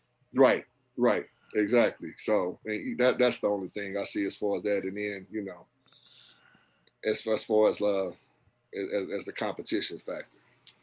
Do you feel that all high school basketball, no matter what state it is, should have a shot clock? Yes. Because really? Yes. Because I'm gonna tell you this: like, if if kids have the aspirations to play it at the next level, meaning college, prepare them. They play with the shot clock. I mean, it's not basketball if you hold the ball and the score is 6-4. Right. At the whole game. You know what I'm saying? That's not that's not basketball. And now you're not preparing them for the next level if they want to, pursue that. So I think it should be a shot clock, because then they can have, they could be used to it, and then it could be an easy transition going to college. So that's my opinion. So I hope that's what I mean. I don't see it. That makes the game better, and it's not, you don't want to see a score of 6-4. In the state championship game or whatnot. And I guess it'll help prevent a 54-point blowout as well, right? Right. Yeah, you cut deep, boy. You cut hey, she don't play. No, not me. Well, I know. I'm not even a player. She does not play. Oh man, so Cole, this has definitely been a fun interview with you, fun show. This is the Platform Sports Talk Show once again, your Wednesday night sports delight. I am your boy Smooth, along with your girl Bunny and special guest Kelly Thames. There it is. I appreciate it. It's definitely been our pleasure. Definitely been our Man, pleasure. Have fun, y'all. We went over a few topics that we want to go ahead and have you, if there's something that we discussed earlier in the show before you came on that you want to address, feel free in just a moment. But there's one topic that we have not went over yet that we have to discuss, and that is March Madness. The tournament is going down. It's been crazy. My bracket was busted after the very first game, not the It happens first. every year. It's Not- nothing new. The Not first like game, this. yeah, Not- that's the not people, like- yeah. Not like this. Exactly. Now, this is the first time exactly. you had two number ones go down. Like, I mean, boom. it's been Okay. crazy, and I ain't talking about the first four. I'm talking about in regards to, in particular. Of the 64. What the hell happened?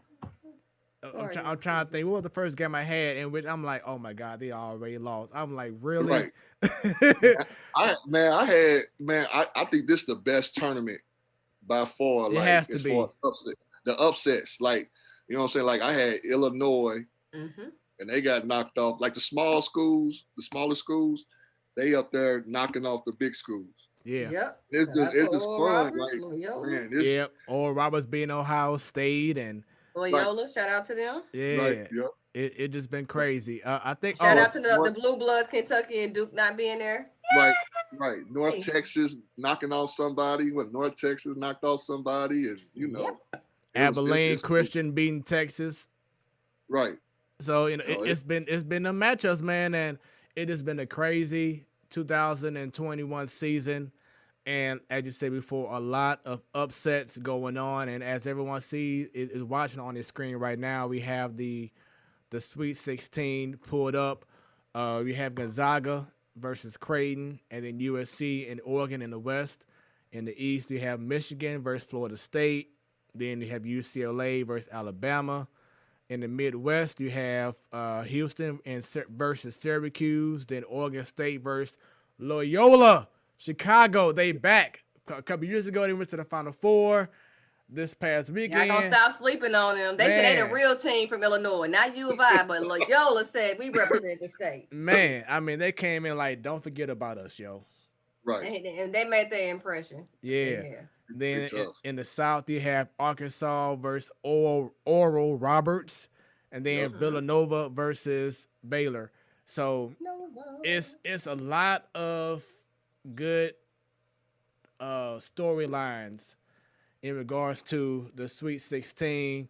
Definitely looking forward to it. Is there a certain team that y'all are like that got y'all attention? That was like, you know what? I wouldn't mind seeing them do their thing, go all the way. Man, well, I'm gonna tell you this: Alabama, they tough. Alabama's tough. Alabama in there, and then Arkansas's tough. Another SEC school. I know, but I'm saying Arkansas's tough, like Oregon. But then I'm gonna tell you this: I did pick Gonzaga. The only reason they're good to go all the way. Yeah, because and then also too, I'm kind of biased because Aaron Cook Jr. man, he local kid. I think he went to he's at Gonzaga, the guard number 4. He's from St. Louis. I played with his dad in high school. I want him to go ahead and get a championship. I will say we have, I think, 12 St. Louis people that was playing in the March Madness. And one of the coaches tweeted that, and I'm like, okay. Yep. So I got them going all the way, but like Baylor, it's some tough teams. Like every game, and then like that bracket where Syracuse and Loyola and all that. One of those lower seeds, they're gonna be, they're gonna be in the Final Four.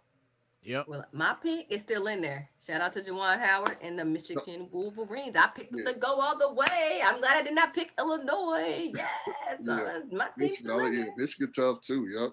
Yo, Juwan Howard got them dudes like, hey, we gonna take this back like my fan 5 days. Right. What? Yeah.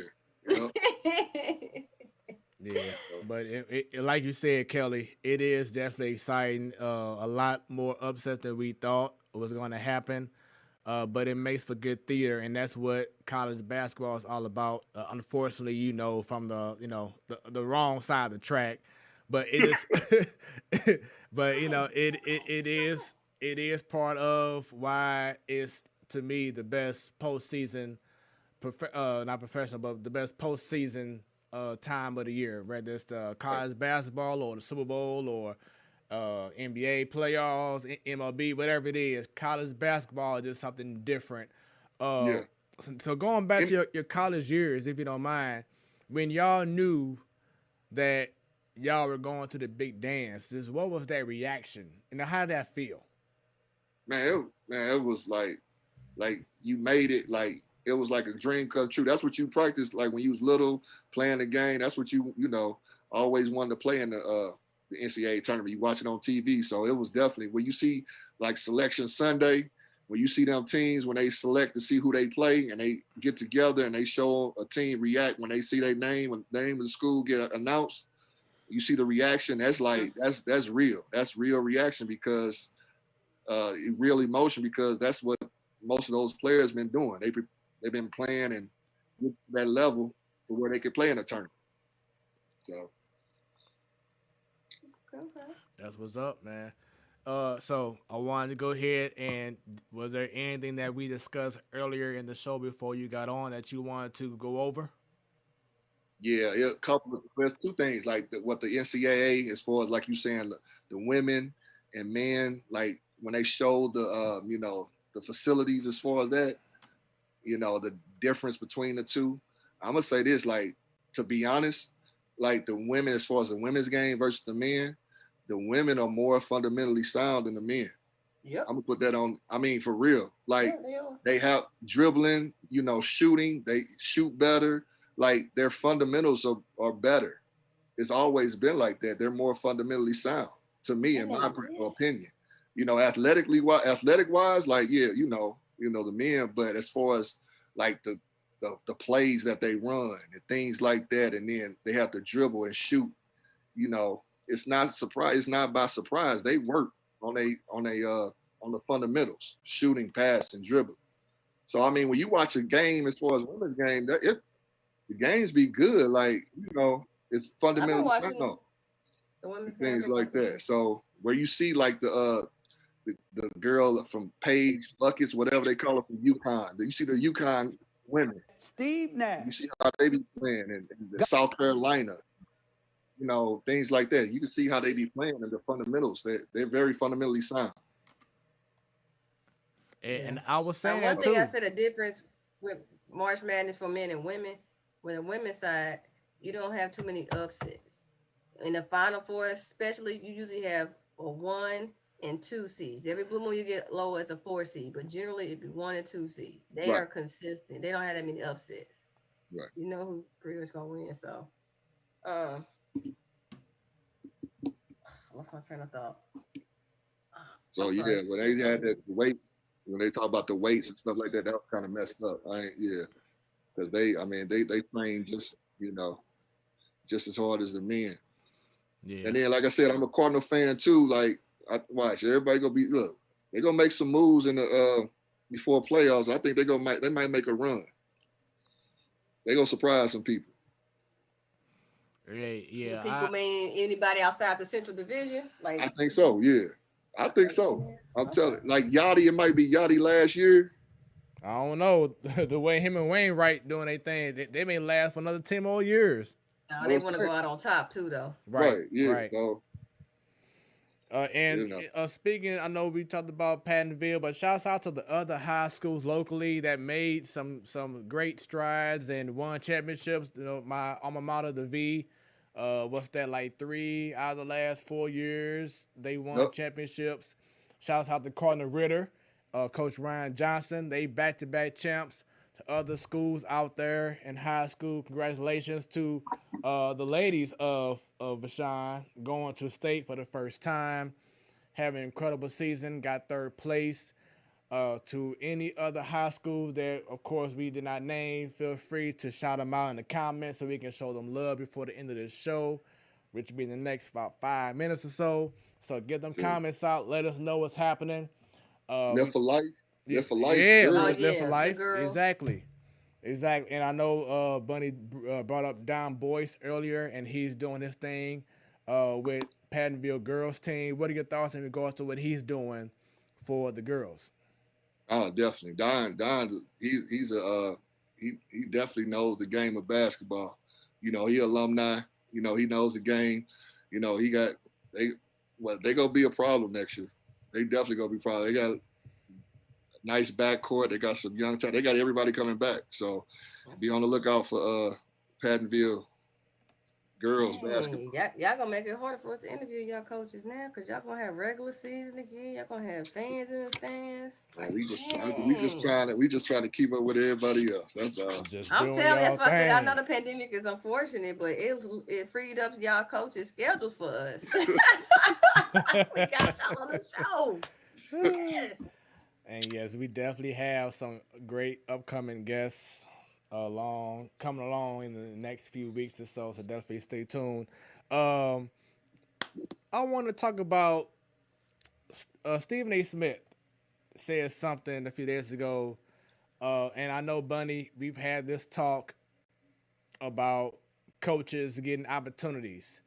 We had to talk about when Steve Nash got the job at for Brooklyn, how he was pretty much blessed with the opportunity to be able to be a first-time coach, and he's coaching Kyrie and KD. Now he has Harden. Now he has Blake Griffin, being blessed like Steve Kerr was with Golden State, while black coaches are getting the, here, this is a project, take this team here and see what you can do. And if they don't succeed, then your job may be gone. I want to go ahead and play this clip by Stephen A. Smith. And after I play it, let me get your thoughts on it. Steve Nash, God bless him, great dude, never coached on any level in his career.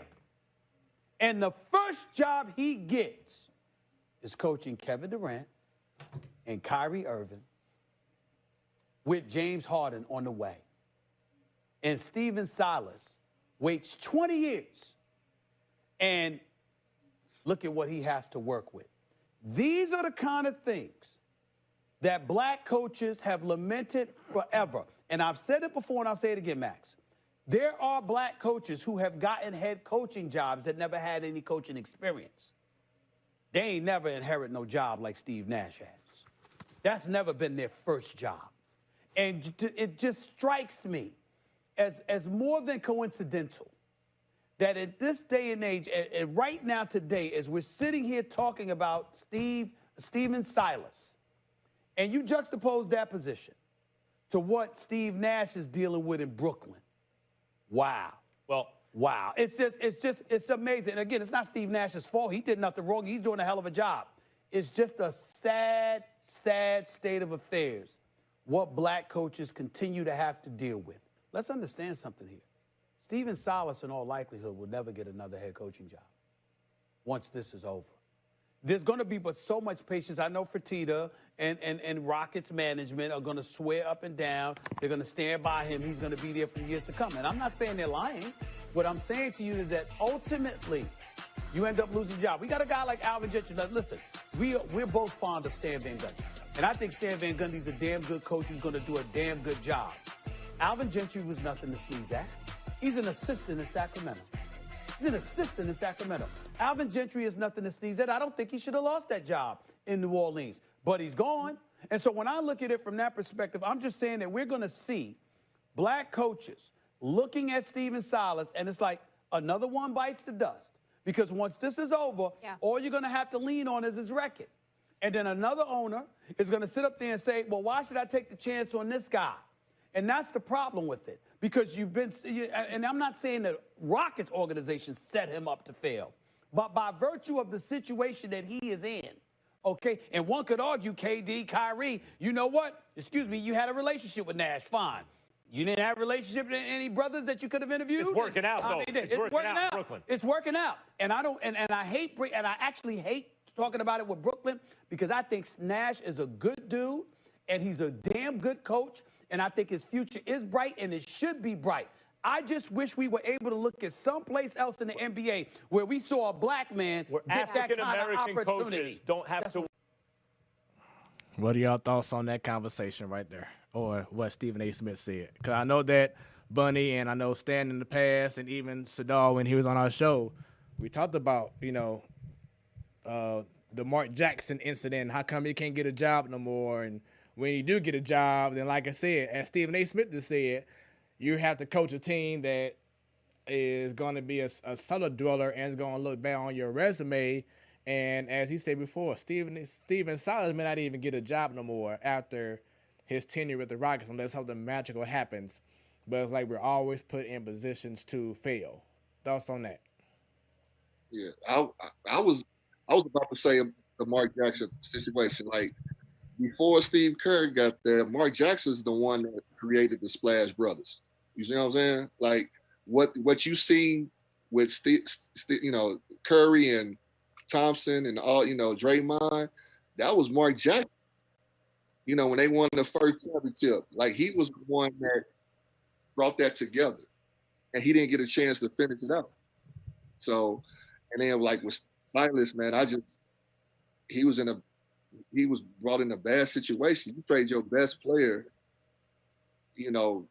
before the season, and then you're in a situation like you saying. It just seems like, yeah, okay, it's like you give a carrot out, but then you just dangle it, and then you don't have any, you take away your best players, your best assets, and things like that. You're struggling, and then now, what's going to happen? He might get fired, and then is he going to get another coaching job like Mark Jackson? Mark Jackson should be coaching in the NBA right now. Like you said, it takes Stephen Silas 20 years.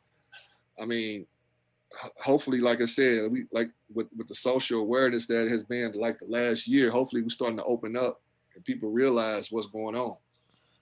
And it seems like, hopefully we get more opportunities to keep pushing. But those are two instances that stand out. What about the coach at Atlanta? Right. I mean, it's the same situation. Like they a young team. Like you got that team's gonna be good, but then he only second, third year? How long was he there? What's his name? Lloyd Carr or something like that. Yeah. He was there for about 3 years. But what's crazy is that now that he's gone, Nate McMillan has taken over, and now the Hawks are in 4th place in the East.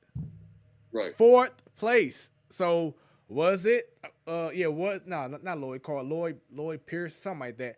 Yeah. But so was it really? Was it him that he just couldn't get them guys going? Because you replaced it with another black man, and Nate McMillan got them winning. So maybe it could have been Lloyd Pierce. Yeah. I don't know. You don't know, but like I said, like you got Van Gundy, you got Tom Thibodeau, right? At New York. You know what I'm saying? Like they got like 3 chances.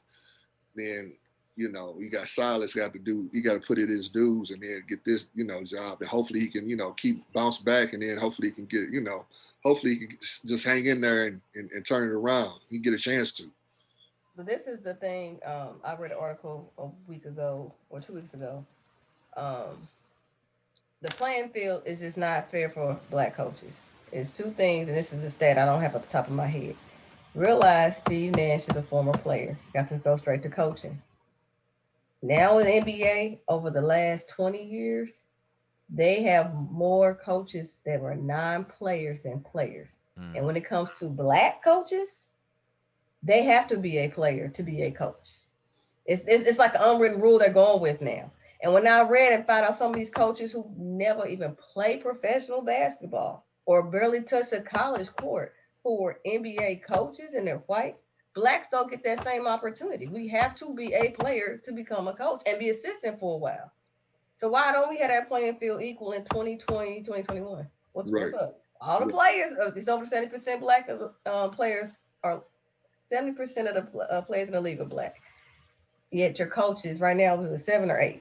And then you talking about they all former players. And then they don't get a second chance if they do get fired. And I'm like, whoa. And y'all talking about the NBA is progressive. They are woke. They know it's a problem still with the state of when it comes to the management side of coaching and general managers. So when is this problem going to end? When they are held accountable. But it doesn't mean too much, because look at the NFL. They got a Rooney Rule. What are we at? Three minority coaches in the NFL, and y'all have a Rooney Rule for over 10 years? It ain't working. Why? Oh, okay. It's no legit reason. black coaches are talented just like white coaches. We don't get the playing field equal. I mean, that's how we are in life, period. But it's like, come on now. If we so progressive, if you got a lot of the players that are black, why aren't the people coaching them black? Or why are they assistants forever? Why hasn't Sam Cassell had opportunity to get a head coaching job? And we know he can do it. Jason Kidd hasn't got a head coaching job again. He's assistant coach, but why hasn't he since he got, and he wasn't a bad coach, him and the owner got into it. Just like with Mark Jackson, him and owner of the Warriors got into it. And now it's like he's blackballed. You got white coaches that get into owners all the time. They get fired and get another job. What's up with that? Mm-hmm. I just hope the best. Hopefully the page turns and they go back to being smart again and having more black players. I mean, black coaches. And it don't have to be a player. So, we'll see. Yep. True. Well, you know, or they can have not the system, but have requirements where you have to be assistant and you got to work your way up for every, you know what I'm saying? Just have some kind of requirement. So when not just a player, maybe it's somebody that didn't play. Maybe it's somebody that's coming from, you know, college or somebody that wants to have a career in coaching. They know the avenue of how to go about it. You see what I'm saying? And so I was thinking that too. That's when I read that article. My mind was blown. It's a good old boys club where how some of these coaches get on these assistants before they get their head coaching without being a player. Blacks don't have that good old boy. Mind you, that's why I said if you're a former player, of course you may know your management and you may know something and they look out for you, get you on, especially if you're a career player for the organization, they'll get you a job. But if you're not a player, why aren't you getting to that good old boys club where, hey, such and such, you know, he's my neighbor. Oh, bet, put him on my assistant coach for the D-League team. Or put him on for the, why aren't we getting it? And this, mind you, don't have to ever played the game. So that's what I'm saying, like, owners, what's up? What are we doing here? Why do they get to not ever be a coach, be a player, and they still get the coach, but we don't get that opportunity? So we want that same path and the same path to be a general manager. Some of these players used to be ballers. They know what teamwork with good coach, what players go with. They know how to put teams together. Why don't we get that opportunity? Right. So, damn. Y'all been talking with y'all so long. My battery's getting low on my computer, on my phone. Shoot. I know I had to put my charge. I had to do say. I had it charged and it died. I'm like, Dad, just plug this thing. I'm sorry. Having a good time. That's all. Exactly. That's what happens when you're having good conversations. Time just be going. You look Smoooth got me up past my bedtime. Man. But hey, I gotta still go to work in the morning. I'm not on spring break like you, Coach KT. Okay. Right. I gotta go ahead and clock in the morning early as well. But I mean, it has been a great show, and we thank you, Kelly Thames, for being part of our show, man. And once we go ahead and end the stream, just stay on real quick so we can have a quick post show talk. I'm in game mode, Coach. Put me in, Coach. But yeah, once again, this has been an incredible show. Was definitely looking forward to this. So we thank you for being part of our show, taking some time out and being part of the Platform Sports Talk show. For everyone watching, thank you very much. We definitely appreciate you. You know, it's been a little bit late, but it's been nothing but great conversations. So we hope that y'all have taken all that in and hope that y'all enjoyed it. Once this show ends, it will be archived right away on YouTube, on Facebook, on Twitter, so you can watch this show as many times as you like, along with other previous shows as well. This is the Platform Sports Talk Show, your Wednesday night sports delight. I am your boy Smoooth. Along with your girl Bunny. And our special guest, Kelly Thames. Appreciate y'all. Oh, yeah. Thank you. Shouts out to Joe for being part of our show in the first half an hour, talking about Bobby Plager and the Blues and the Cardinals and equality for ladies. It's time to make a lot of things different here as we get into, as we are into 2021. But this has been once again an incredible show. Stand prayers up to you and your family, everybody else. Continue to like this stream, like our pages on Facebook, on Twitter, on YouTube. subscribe. Oh, I'm sorry. Also on Instagram as well. Give us a follow on all them social media sites. Go on YouTube, subscribe, click on that. There we go, because anytime we go live, you and you and you and you will be notified. There it is, the Platform Sports Talk Show. When it's about sports. You know what? It still becomes our business. And with that being said, we out, ride, we out. Ba-da-da-da-da-da.